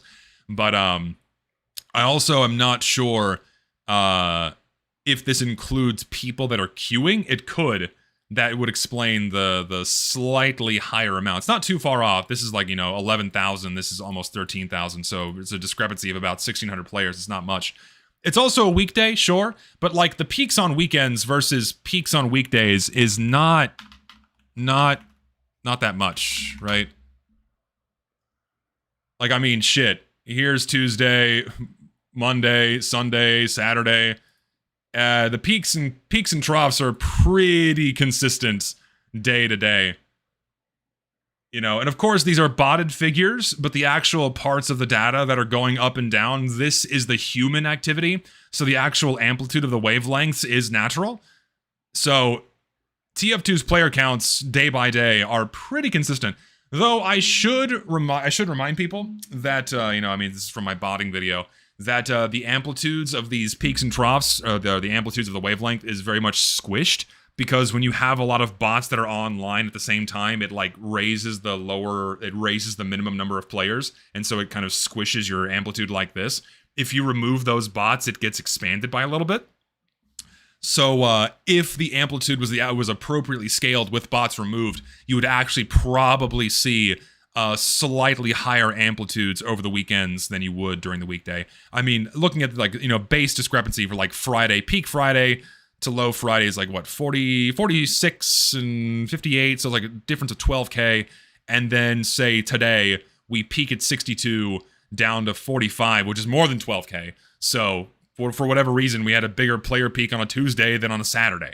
So it's all over the place.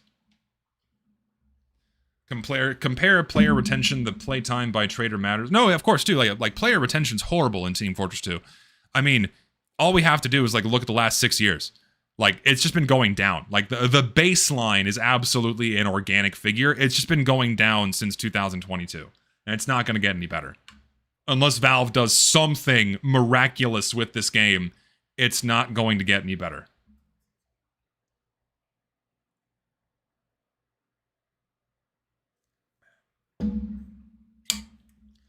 Looking at the Valve, so I should have my music back on, shouldn't I? So the silence isn't deafening.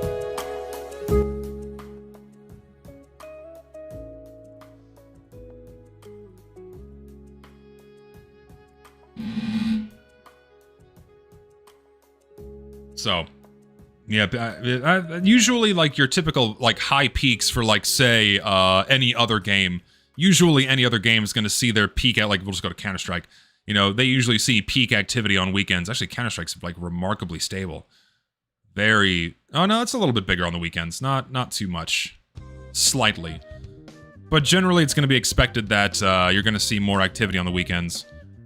Actually, out of curiosity, what the fuck is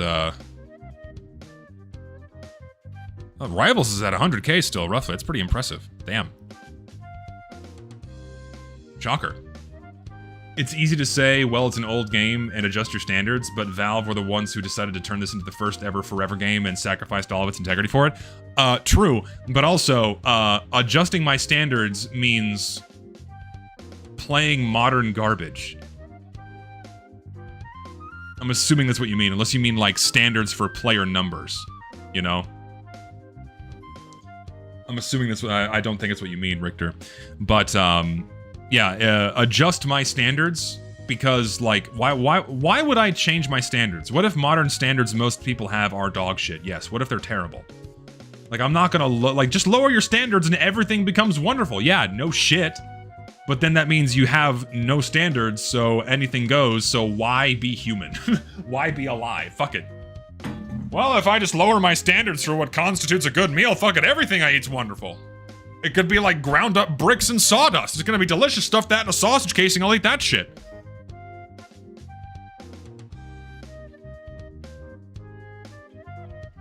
Look for niche market and stop consume slop. Speaking of slop and whatnot, there was another video that I wanted to watch, except it's pretty fucking long, and I don't really feel like going through the entire thing. So this one is Funk and the Death of Integrity. So I don't know if y'all remember this, because this was like over 2 years ago at this point. It's like a year or two ago at this point, where like, oh god, I'm trying to remember because it's been so long. So, between like 22 and 24, I really started ramping up my, my vocal criticisms towards the quality of content being placed in the game. And, naturally people were, you know, getting more on board with that and wanting Valve to have a higher quality standard. And, a lot of people started citing Funk's video, Death of an Art Style, like, Death of an Art Style. Right?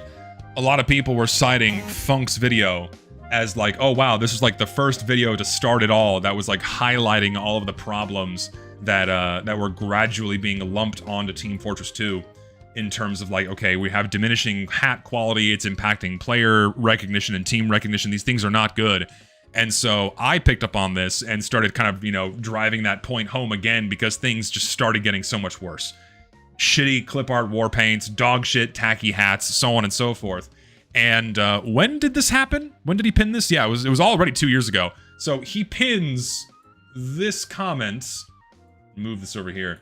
He pins this comment, you know, because this started getting popular again as people were citing it. You know, he's like, I still agree with the video. I don't regret making it. In hindsight, I think the modern art style is a mix of both Valve poorly planning things and Valve intentionally lifting their own restrictions for the sake of player expression. I don't like that people see this video and forget that second part, mostly because I hadn't considered it when making the video. I don't walk back any of my points. I just find awful loadouts more funny than upsetting today. So just immediately here, he basically openly admits that he's walked back his opinion. He immediately contradicts himself by saying, "Oh yeah, I still agree with the video, but I think awful loadouts are okay and funny." And so this spawned, you know, a myriad of replies, including one from me. Where was this? It was down here somewhere. I don't even know if I can find it. There I am. Yeah, so I reply, you know, saying, man, you do walk back on this video, at least in some capacity, by dismissing the unbefitting cosmetics as funny, or the objective problems some cause as arbitrary and subjective. I think did he edit this? I don't know, hold on, I wonder if I can find the original screenshots of this, because I don't recall if he edited that. I think he did.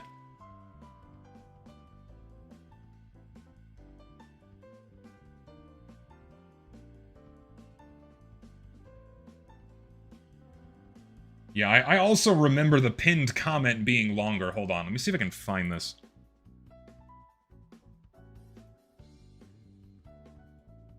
Oh, shit. Where was this, man?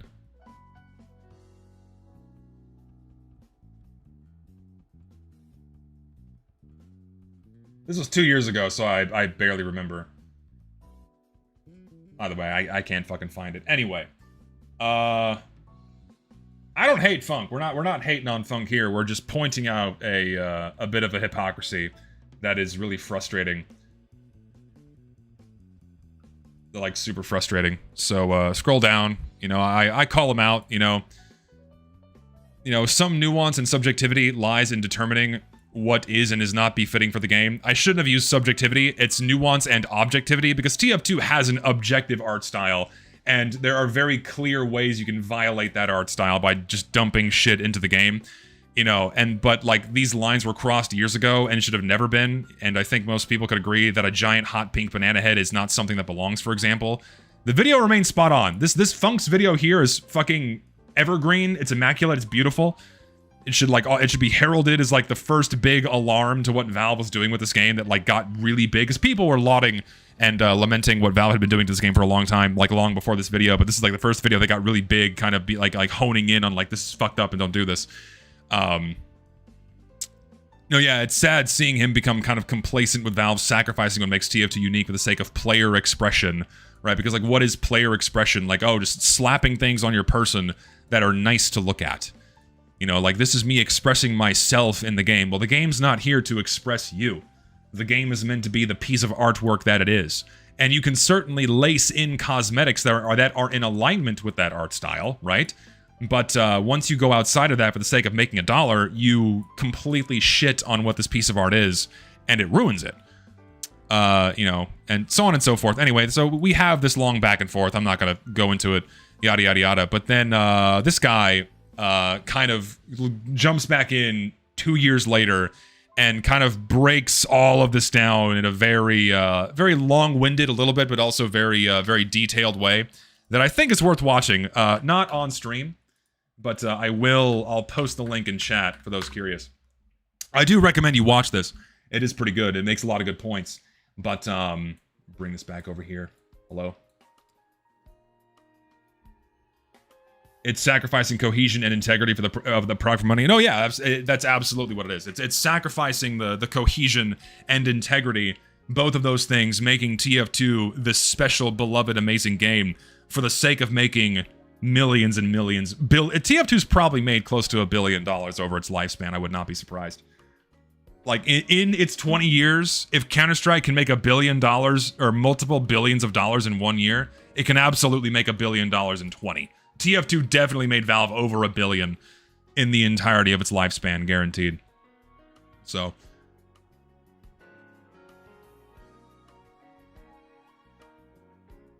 No, listen, man. I was gonna watch it, but it's super long. Maybe I'll slog through it another day. But like, if I start watching it now, we'll be here for 3 hours. And I already watched through another video. It's super long. Maybe I'll save it for next time. Yeah, I'll save it for another time. But it's a lot. It is a lot.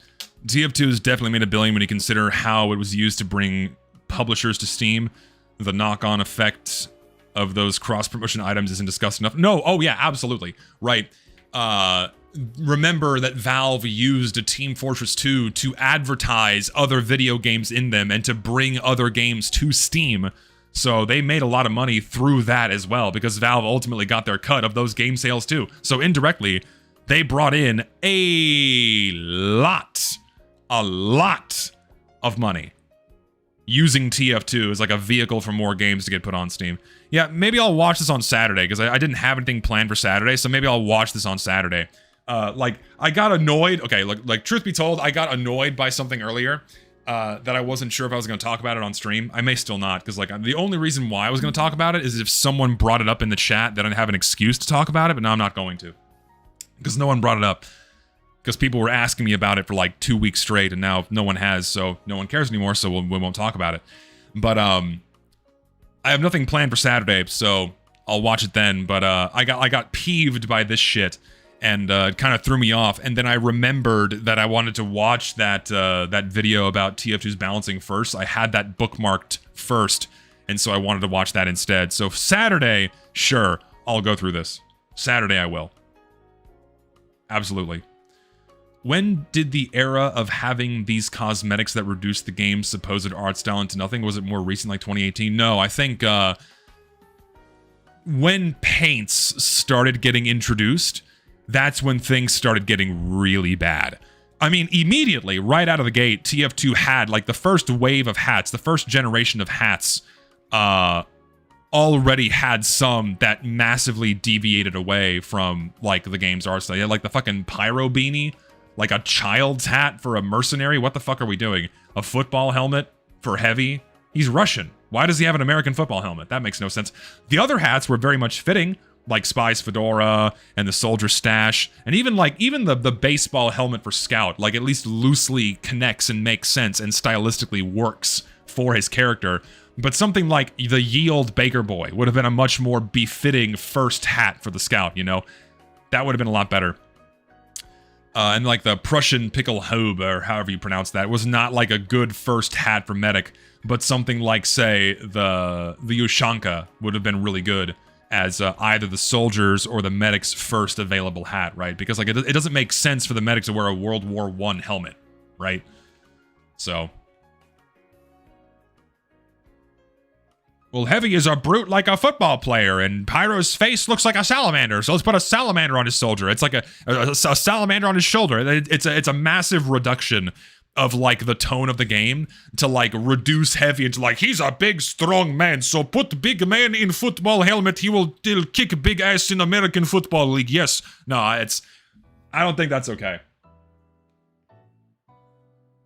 You don't understand. The big Russian man need to play American football. Yes, he's fucking 7'2". He kills small American baby. Like, it just... No, it doesn't work. It's like, it's not even like a... Yeah, it's an instant Flanderization of his character into like, he's just a big man and big men play football. Yes! It's no bueno. Am I actually 6'7"? Yes, I am.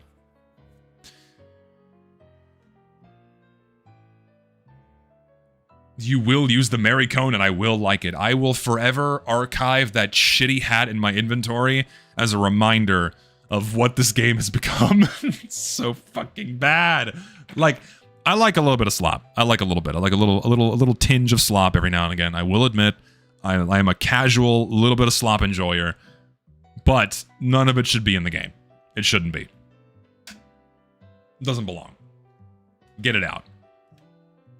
I'd be a hypocrite if I said I didn't enjoy it a little bit, especially in the earlier years before I started paying a bit more attention to these things, you know? Do I like the train of thought? God, the train of thought is like one of the worst hats in the game. It's like a toy train scaled up to become a hat. Like, oh God. As a 6'7" giant, how hard is it for me to build muscle? Pretty hard, just because my frame does not allow me to build muscle very easily. So, just how it is. I remain lanky unless I get on the sauce. I remain lanky unless I get on the sauce. Richter, let me DM you something. Because I kind of want to talk about this on stream. I need your opinion. Where are you? Because Richter's my fucking consigliere here. I need to ask him.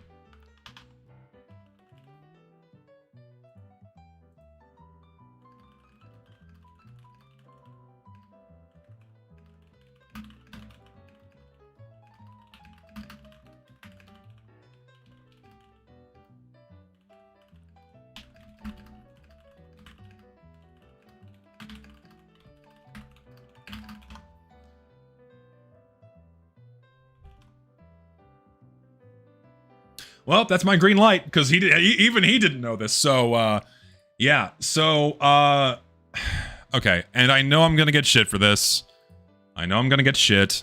Just buckle up. I know I'm gonna get shit. When I see something that bugs me, I'm gonna talk about it. Okay? And like, I'm gonna get shit. I know I will, because this is gonna be twisted. It's gonna be misconstrued. It's gonna be spun into something that, you know, it's gonna be used to make me look bad, but whatever. But, so you know that fucking big Truman Show TF2 video that came out like a week ago? Like 50 people have sent that shit to me, either asking me to watch it on stream, or they're elevating it. It's like, it's the best TF2 video ever. It's like the best thing we've seen, you know? Like, I don't think a lot of people realize that it's just a ripoff of a Minecraft video. Like, did y'all know that? It's the idea is a one-for-one ripoff of a 1-year-old Minecraft video. I don't think a lot of people realize this, and so it like really annoys me when people send me this video and go, this is the best thing ever, when they just copied an existing video pretty closely. So, let's see. Here's their video. Okay. I Truman showed my friend in Team Fortress 2. Like, here's their video, okay? Then I Truman showed my friend in Minecraft by Jumper Who. Okay. Oh, who do they credit at the very bottom of their description? Inspired by Jumper Who's Minecraft Truman video. Like, they couldn't even directly link the video itself or like at the creator because the titles are exactly the same. I Truman showed my friend in TF2. I Truman showed my friend in Minecraft. This video came out a year ago. Okay?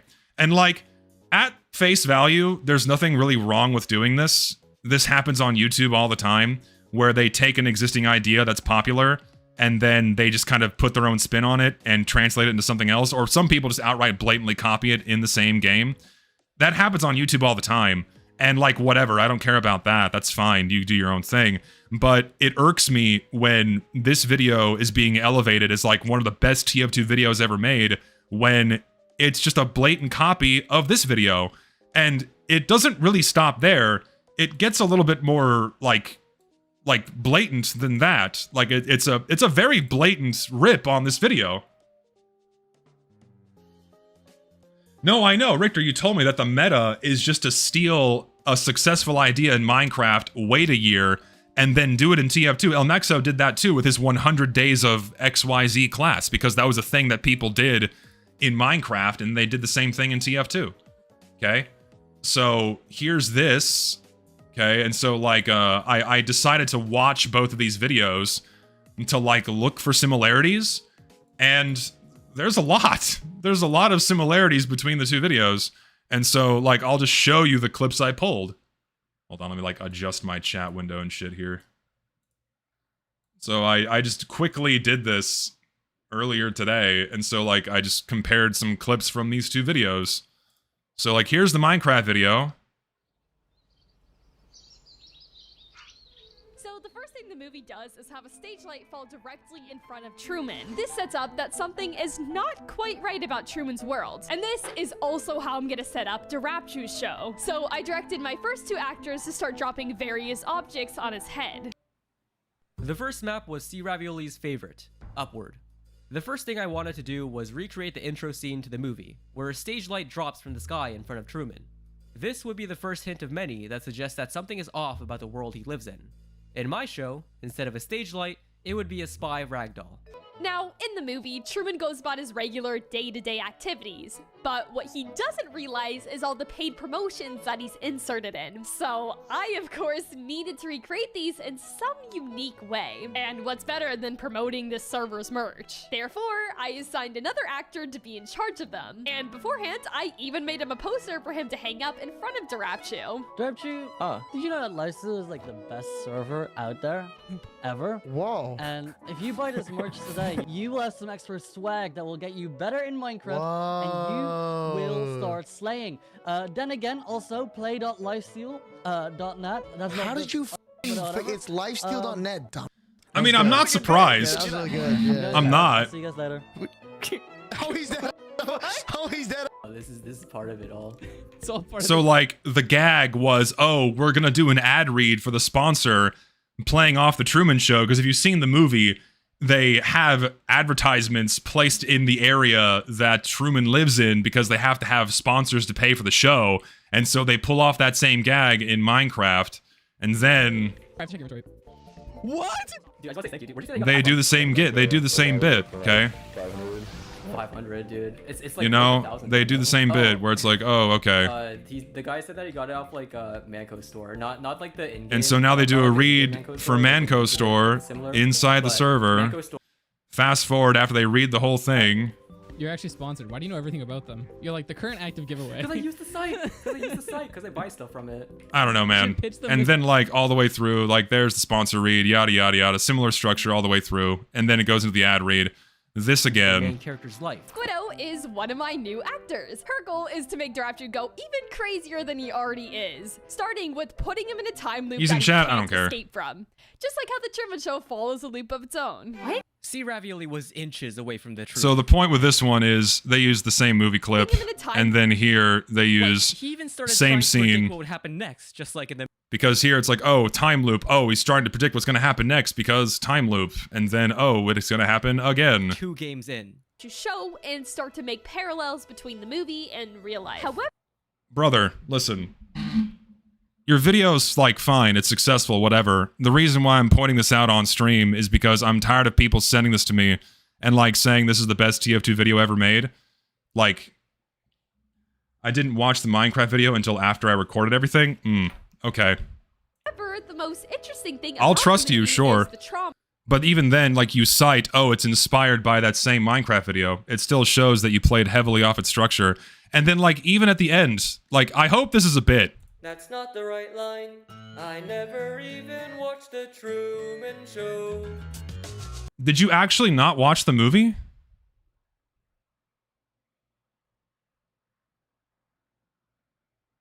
And how is it not inspired by it if you didn't watch it?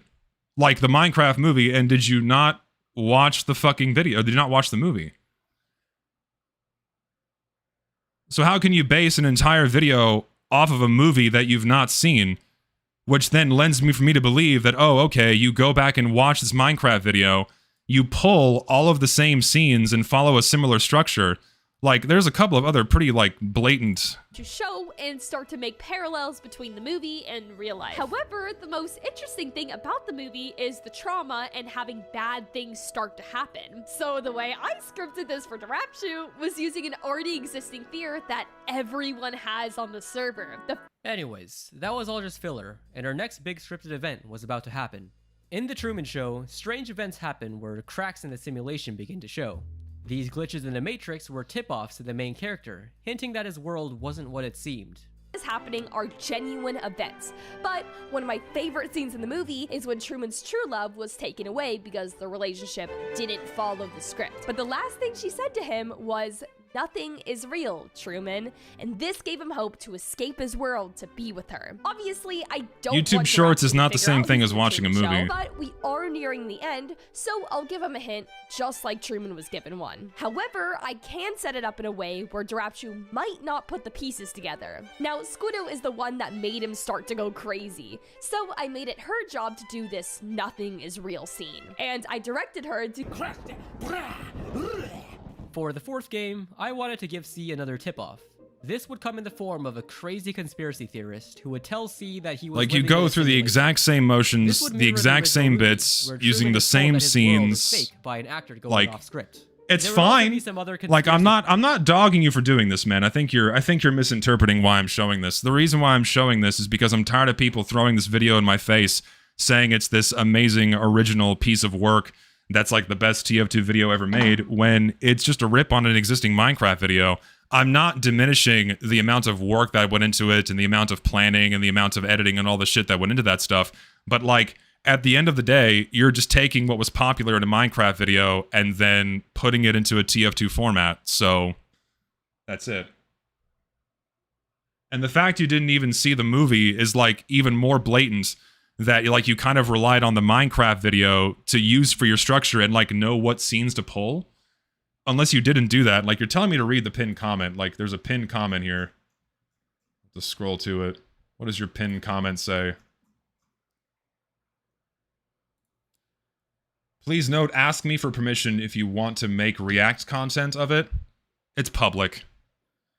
Finale song is up as its own upload. His second channel right now. Additionally, a BTS video is coming featuring a lot of the cut content. Brother, you upload this into a public platform? Really? And like, I'm not even reacting to it. I took like 20 seconds of clips or like 2 minutes of clips from your video.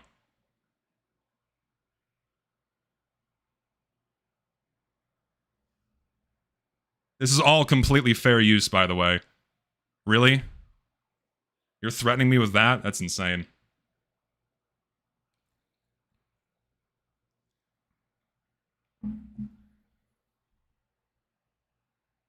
Yeah, and did you ask permission from Jumper Who to like base your video off their video and use a similar structure? Like, listen, man, I just find this ridiculous. That's all. That's why I'm showing it. And moreover, the fact you didn't even watch the movie. So again, how'd you even know what the movie, how'd you even know what to base this, like the specific scenes and like the whole point of the movie? Like, that again just kind of tells me you were pulling from the structure of that Minecraft video to then edit yours. Like, listen, man, at the end of the day, the video is successful. You made your money, whatever. It's done. You made your shit. So who cares, right? Like, you're getting called out a bit for copying an existing Minecraft video idea, but it's over now.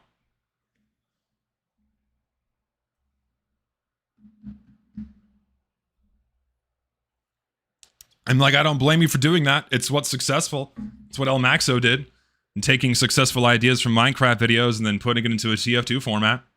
It's totally fine. It's all the name of the game for making TF2 content. I just don't like people saying it's the best video made when you're just copying an existing Minecraft video.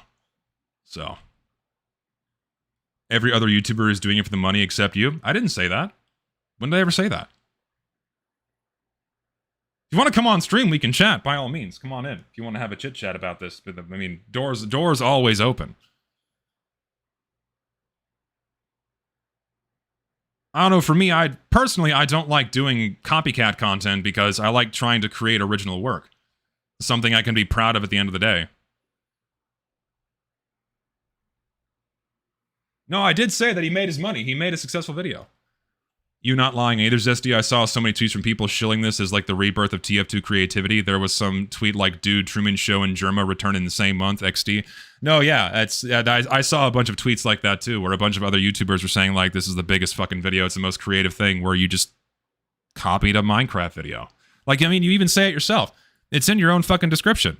You say it's inspired by this video. It's inspired by Jumper Who's Minecraft Truman Show video. It's not an original idea.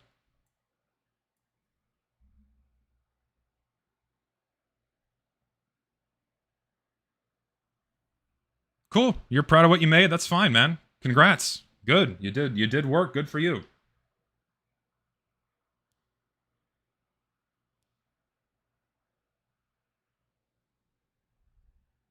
Believe what you want to believe. Nothing constructive can come from it. I don't know, man. For me, what irks me is that a lot of people say there's nothing new to make TF2 videos about. There's like nothing left to do.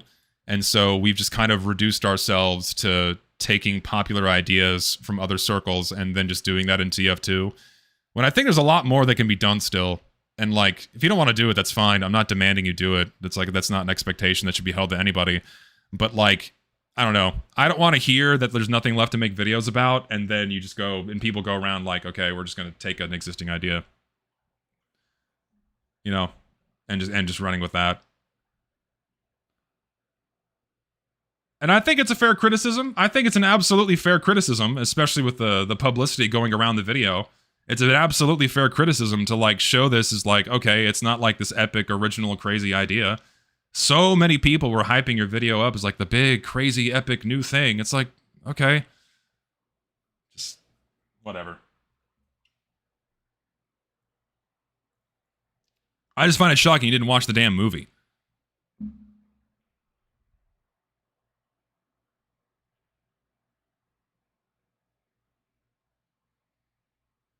That's the thing for me. How do you not watch the movie? That's the crazy thing to me.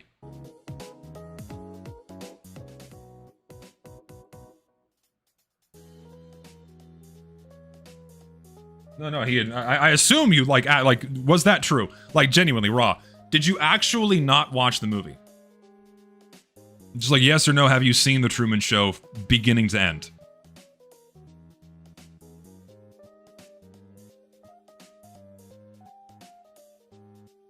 No, you haven't. Like, I would at least expect that much.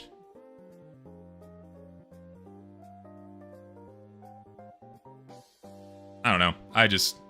It's disappointing because like when I first saw the video, I'm like, oh, okay, cool, that video's doing well. And then someone shared to me that it was a rip on a Minecraft video, and I'm like, oh, wow, okay. Because like I originally thought the video was like really good, like it was cool. Like I thought it was like really neat, and then I'm like, oh, it's just a rip of a fucking Minecraft video. That like really put a damper on like my my appreciation of it. And then also at the end where you say, oh, I didn't watch the movie. Don't think there's anything wrong with that. It makes a funny bit. I knew enough of it because I have this point. I'd seen 70% of it through straight up clips and video essays. That's not actually watching the piece of media, man. And this is getting a bit into the weeds, but like if you don't see the source material, if you don't watch the movie, how can you truly understand like the impact of the movie at its end, especially with like the big revelation that he's not living in a real world? Because if you didn't see the original Minecraft video, like the big reveal at the end of that was insane, because the entire time that guy was streaming. And so like he gets like peeved, he gets kind of mad, like shit, I can't trust y'all anymore. You know, like that felt like a much more impactful thing. And I think not having seen the movie kind of, you have that disconnect from like what the big reveal needs to be, you know? It's just not the same. I watched through YouTube Shorts thing is ridiculous. I have to imagine you really watched through Minecraft video, you were heavily inspired by it, and that's how I feel about it too. Truman already knew from the beginning of the movie, the start of the movie is not the start of Truman beginning to suspect. Regardless, you haven't watched the movie from beginning to end.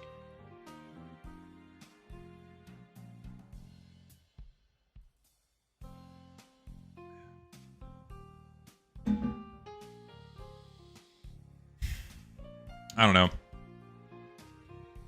You had success, man. You had success. Revel in that. And, I mean, at the end of the day, who gives a shit? It bugs me.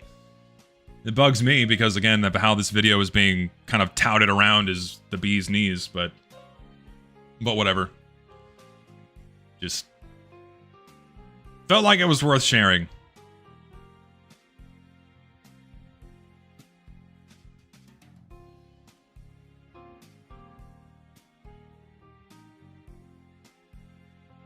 Cherry picked that the advertisement, the conspiracy theorist, are plagiarizing the manga. I didn't say plagiarism. I never once said plagiarism. I would be stretched to say that this was plagiarism, because obviously your videos are not one for one, frame by frame, the exact same thing.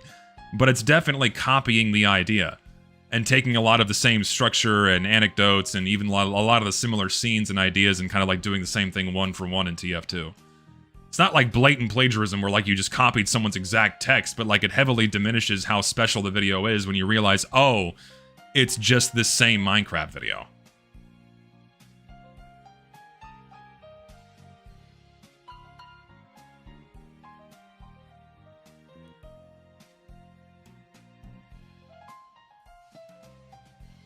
Saying it's an inherently bad thing to take ideas from other niches is not really valid. I'm not saying it's a bad idea to take ideas. That's not what I said either. I think that's just part of like the YouTube game, is taking what's successful and then iterating upon that and putting your own spin on it, right? And the own spin is, oh, we do it in TF2, right? But it kind of just stopped there. Both are copying the Truman Show. They're not copying the Truman Show. They're creating a game out of it. Like going from the movie to the video is a massive jump that Minecraft video did first. And so that swing, that jump was already made successful by the video, and then all the other videos doing the same thing didn't take that jump, they didn't take that swing.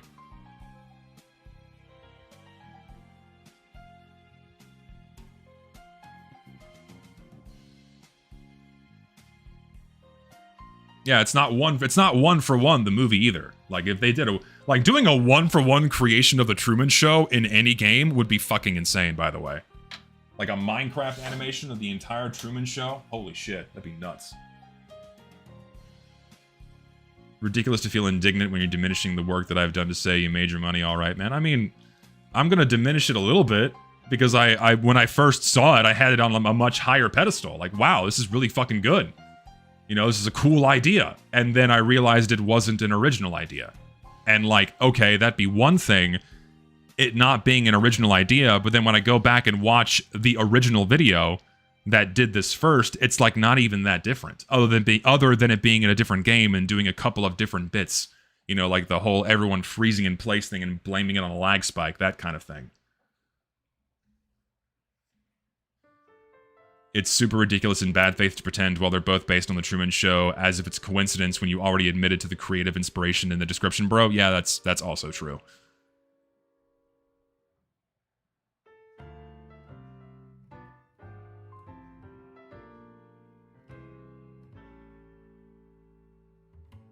Yeah. The description line is there because the title is almost identical. The title is identical, except for the different game. So, hold on. You're genuinely making the argument that you never saw this video and its structure, its formatting in no way inspired the creation of yours other than, oh, this video has the same title? You just happened to get inspired by the title alone? Is that what you're saying? You were just inspired by the video's title. You didn't watch the video at all before making this one. I find that very, very hard to believe.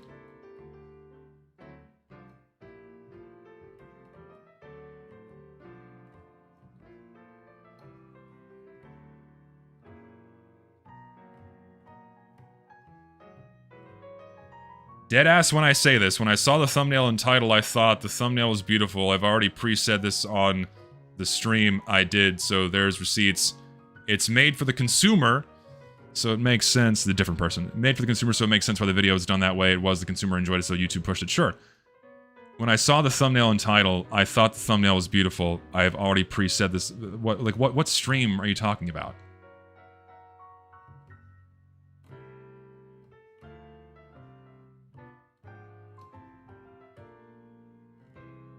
Saying you thought the thumbnail was beautiful does not change literally anything about the situation. No, yeah, it doesn't really, like... I still don't believe you didn't see a single second of this video before making yours. Is that the argument you're making? That you didn't watch that video at all, or any of the other spin-offs of that same Minecraft video at all before making yours? Is that what you're saying?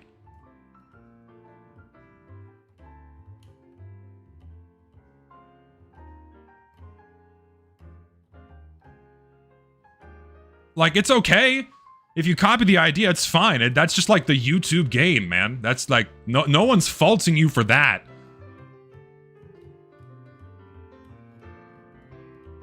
I'm faulting the people that like made this out to be like this crazy, original, insane video. The title was originally, I recreated the Truman Show in TF2's, so the fact they renamed it seems even more intentional. Is that true? They renamed the title to match the Minecraft video one? I never said plagiarizing. When did I ever said you were plagiarizing it? Pointing out how something is copied does not mean it's inherently bad, but I don't get why this guy is so aggressively defensive over the criticism. I mean, I think it's a fair criticism to say that you copied an idea. It's not plagiarism. It's like copying an idea is not the same as plagiarism, because there have been multiple books written about the fucking the American Revolution. They're going to have a lot of the same elements, a lot of the same vibes and same facts, but they're not one for one the exact same thing, you know? But you can't tell me it's an original idea. You can't tell me that this was entirely birthed from no influence of that video at all, which is what it kind of seems like what you're doing. I even said I hesitate to call this plagiarism. It's not plagiarism, because it's not a one-for-one rip at all.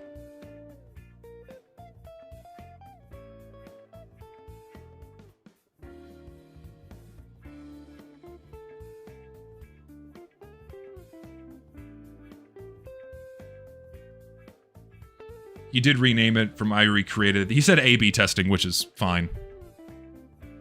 Yeah, so yeah, it was an A/B test thing, sure. I think the disconnect comes from that I interpret copying as plagiarism. Well, it's not one for one the same thing. What I'm talking about here is you took the same idea, which is, you know, copying the same idea.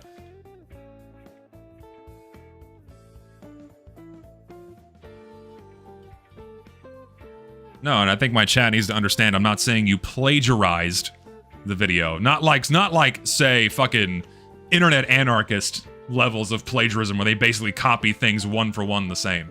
I'm not saying that at all.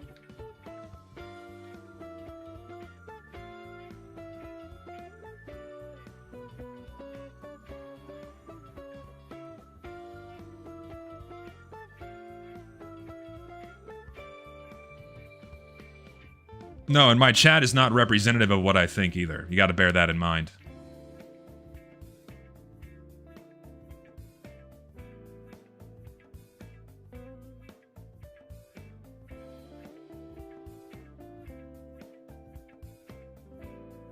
No, yeah, and it's also not my fault too. Like, I encourage everyone, go watch the original Minecraft video and then go watch Raw's video. It's not my fault if people walk away from it saying it's copied. It's just that it looks like a copy.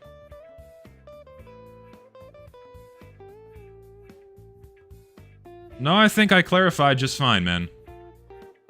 I maintained the entire time going through this that I said this is not plagiarism.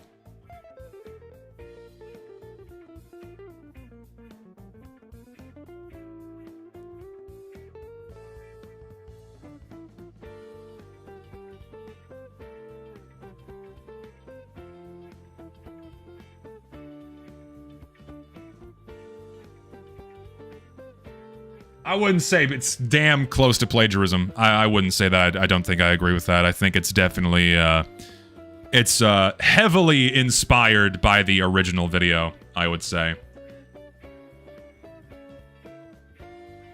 Because also, moreover, if you watched The Truman Show entirely through shorts, how would you know the order of operations of the scenes in the movie? Did you watch the shorts in order? From beginning to end for the movie if you've not seen the movie? So how would you know the order of scenes to put them in when the order of scenes was like the same as the Minecraft video? So like you had to get the plot from somewhere. Were all the shorts being shown to you in the exact same order? Somehow I doubt that too.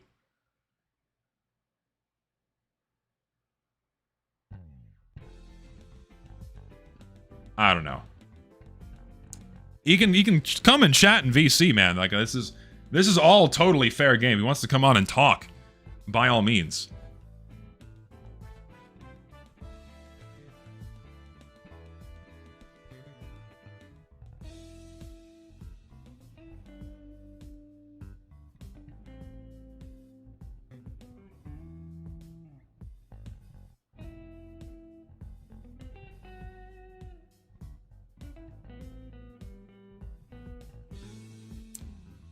Do you think the premise could have just been taken from the actual video, could have been structured as you go instead of directly taking snippets from the original video and reforming it to fit it? But still, dismissing a video you put a year in making does hurt. I mean, I didn't dismiss it. I watched it. I watched the whole thing front to back. Like, I didn't dismiss it. People kept throwing it at me. Like, fine, fuck it, I'll watch it.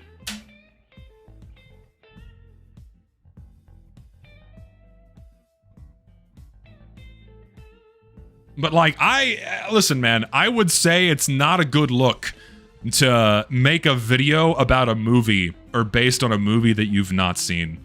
That does not help you. I recommend watching The Truman Show now, beginning to end, to at least say that you've done your homework. Raw, your video is a success on every front. I don't know why it's necessary to police that. Zesty or his community like it too. I'm not trying to be a dick when I say you should have just enjoyed the success of the video. Yeah. Yeah, it's well crafted, entertained a lot of people. True.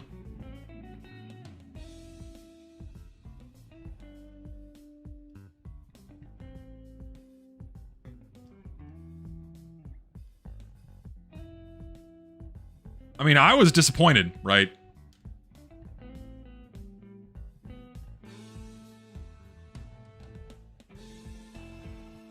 Don't want anything to do with my community, and I don't want to be on their radar at all. What did we do? Raw, what did we do, buddy? Come here, kisses, hugs. Raw, we'll give you a big, fat, wet, sloppy kiss, buddy. Come on. We love Raw here. Big balls for showing up in chat, by the way. Gotta commend the balls on the guy, right? Gotta commend the cojones for popping in here. Because guess what all the other guys do? They don't do that. The other guys don't do that. You're the only one.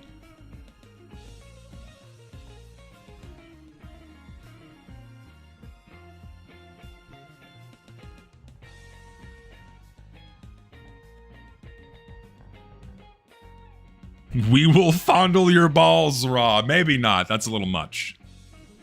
It's a little bit too far ahead there. I think it's a bit rough. Gotta get the man a drink first. For me, the video is a downgrade knowing it's not an original idea.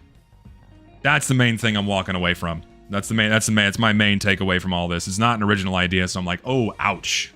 That stings.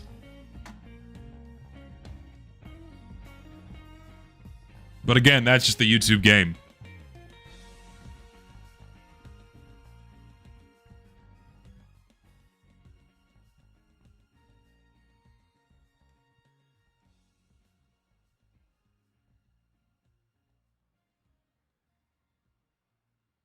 No, I'm not denying I'm not denying that it's a well-made video. It is a well-made video. I completely agree. It's a well-made video. Back and forward.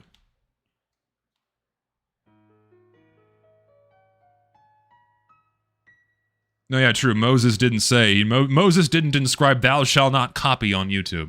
I used to do that. Some of my first TF2 videos were copying. Oh God, what's his name? Toofty, yeah, he did his Sticky Bomb and Quickie Bomb versus video, and then I did that twice. God, those were terrible videos. Those were fucking horrible. I can't. If I could go back and like make myself not make 2 videos, it's those. All my videos are dog shit before my team recognition one. I hate all my videos before that point. Easily. Sometimes criticism can sting like hate if you don't keep the ego in check. Also, fair point about being heavily inspired. Yeah.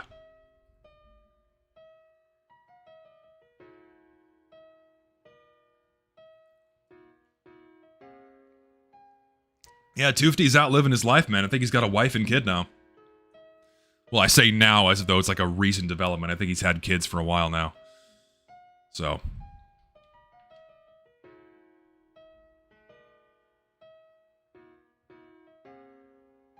Yeah, the good ending. It's like growing up and moving on with your life. True.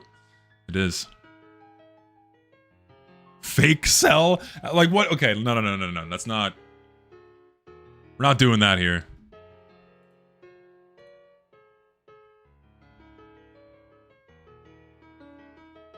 When am I having kids? Statistically, never. Just the numbers aren't working out for me. Anyway.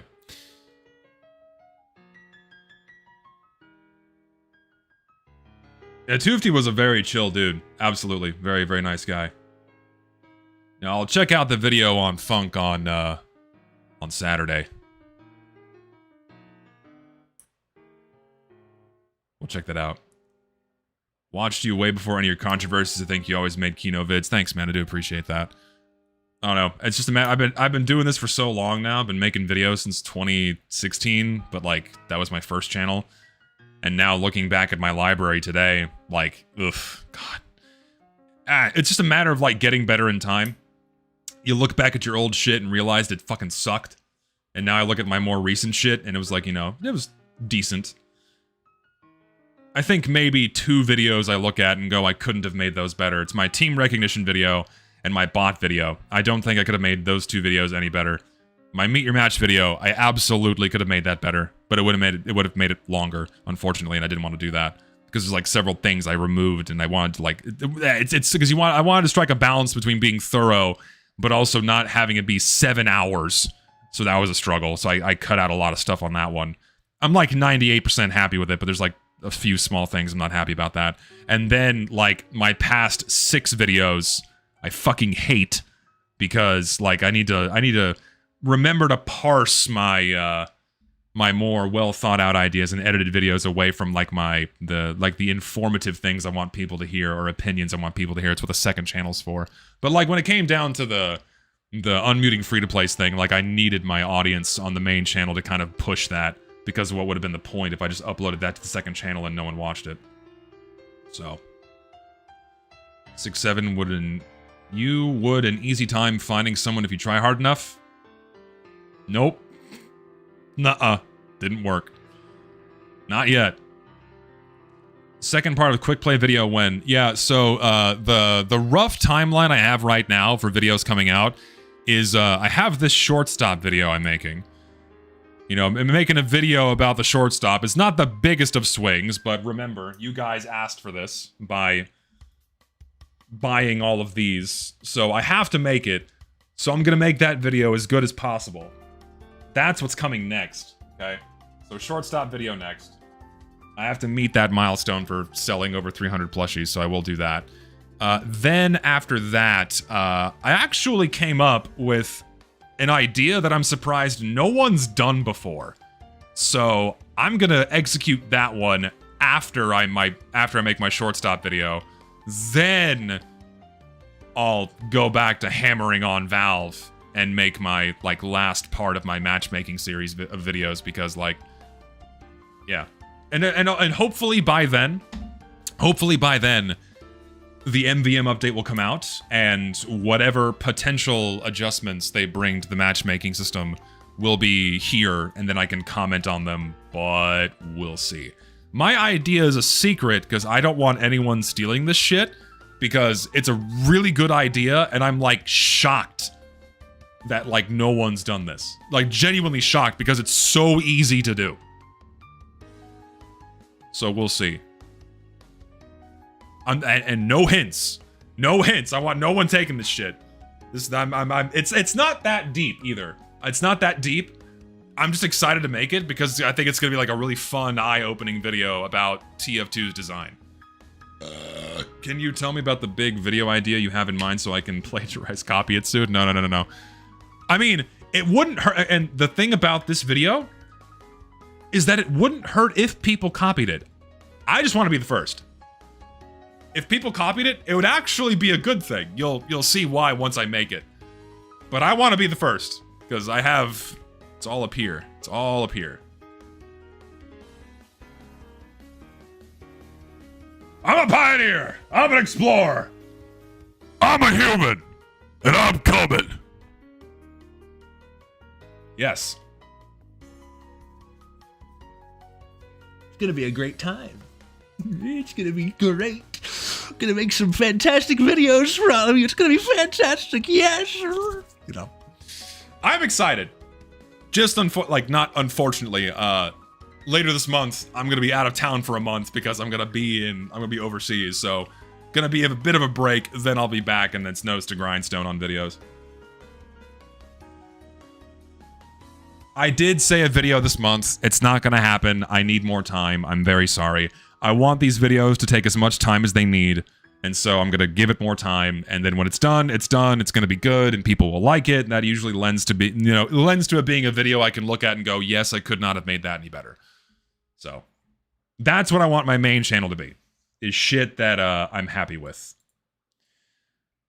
But, yes, we do have Scrandle to do to end off our stream, because we have to keep this consistent. We have to keep this consistent. Scrandle, ladies and gentlemen. Let's enjoy some garbage arena food. Let's do it, baby. Hitting the daily. I don't know. Masala fries or pulled pork cheese fries? Which of these looks tastier to you? Which of these looks tastier to you? Yeah, the pulled pork fries are looking a little oily. Because it's not cheese, it's oil. I'm voting the masala.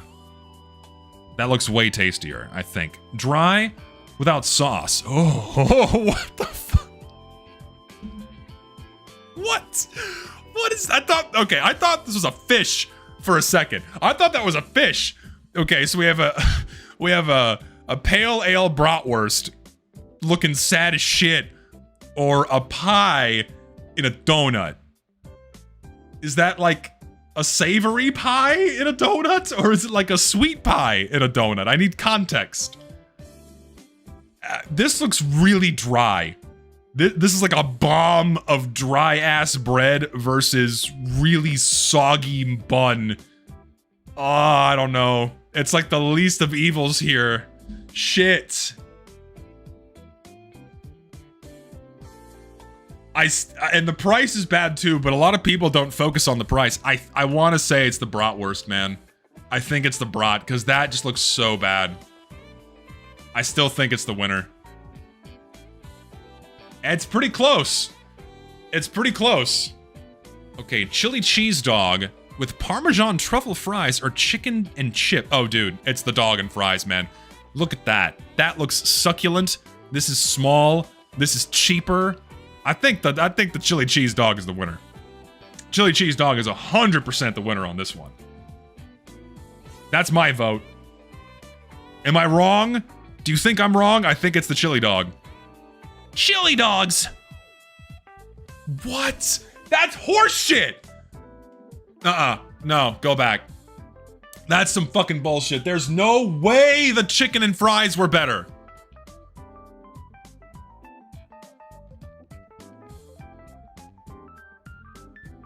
That's some bullshit, man. I'm sorry. That is 100% pure grade A horse shit.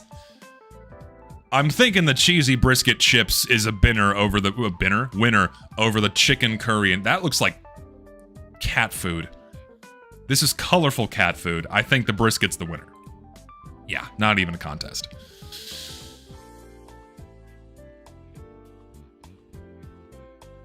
Someone explain mushy peas to me. Can someone explain that to me? I like peas. Why do you mash them?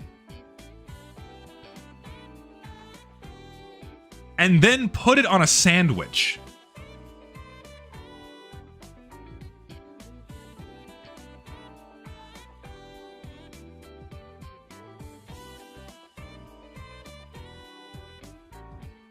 They're eaten cold? Really? There's no way they eat mushy peas cold, dude. On matter of principle, I have to pick the flatbread. Why do you eat them cold? That's nasty. What the fuck is wrong with you? I hope it's seasoned. If it's like unseasoned, mashed up cold peas, it's like fucking puke. I'm voting the flatbread. Yeah. Fuck that. Cat puke on a what the fuck? Okay. You like strung out cellophane over the french fries, and then you have this sad ass pizza. Both of these suck. Both of these suck, man. You didn't even cut the slices the same size. What are you doing? Like, they fucked it up. Look, you see like a slice running across this. How do you fuck this up this bad? What are you doing? Fire the person who did this. Look, you have like the little bitty. Wow. Cheap. The fries are cheap. But it has to be close, man. It has to be so close. Genuinely has to be close. I want to say it's the fries. But you guys are... all right, I'll go pizza. I'll go pizza. Yeah, it's pizza. Even though they both look like shit. What the fuck? What happened? What is this fucking eldritch horror? This looks like... Oh my god. Like...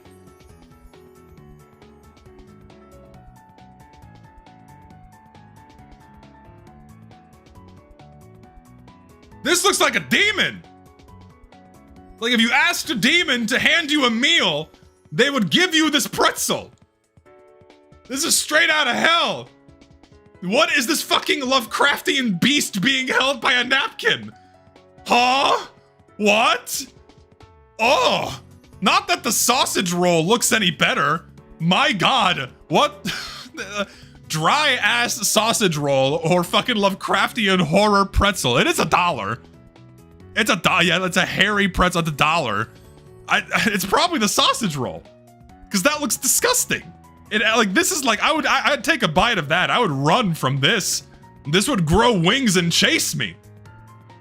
This might battle with my innards later on and give me like maybe a small chance of dysentery, but that's a demon. I'm voting the sausage roll. How is it not the winner? What? How is the pretzel the winner? I'm so done. How? How? That looks like fucking, like, Beelzebub shit that out onto a plate. What a...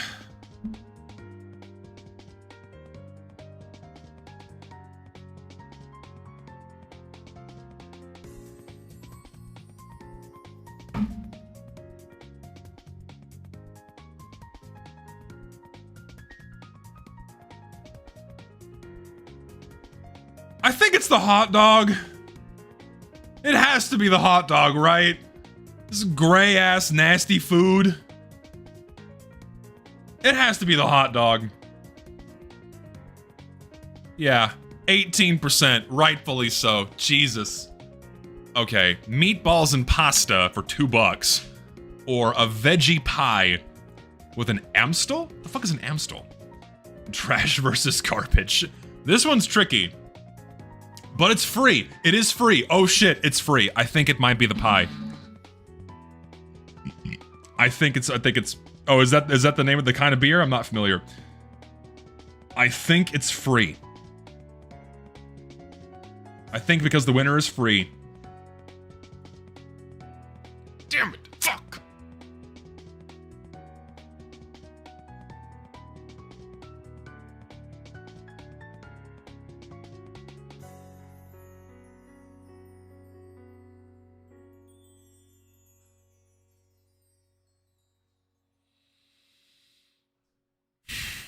You get more food for your money, but that objectively looks tastier, right?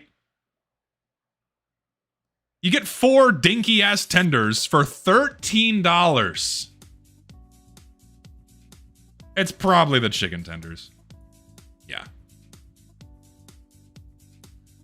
Oh my god. Looks like roadkill. This is a fucking roadkill on a bun. Oh god. Versus pork cracklins. Oh god. Roadkill. Blurry ass sloppy photo. Roadkill or lung cancer? I'm voting lung cancer. Yeah. That is disgusting. What is the average? We were below average today, man. That's some bullshit. Fuck. Couple of those were bullshit. There's no way that fucking pretzel. There's no way that this is the winner. There's not a chance in hell. None. Ever. Okay? This one was my fuck up. This one I still think is bullshit because you get more food and it's cheaper. And I take a dog and fries over like 3 thin frozen chicken tenders. You can tell they're like the shitty pre-packed ones too. They're not fresh at all. Ugh. A spider made webs on this pretzel. It looks like hair, like moss coming off of a willow. Weeping willow pretzel. Looks like bugs. Hair and bug pretzel versus dry ass sausage roll. I'll still take the sausage roll. My god. Anyway, fuck me. Scrandle was a bust. We got a passing score, but we're not above average. Shit, I gotta up my game. Have to up my game. Moldy ass pretzel. Alright. So, that's the stream. Thank you for hanging out. Thank you for your lovely donations. Friday, Fallout. Saturday, we'll check out that funk video and then maybe have some time for TF2 Gold Rush afterwards. We'll see. I might play on like 1.5 times speed because it's very long. But, other than that, working on videos. We're getting there. And, yeah. Take care. I'll see you Friday.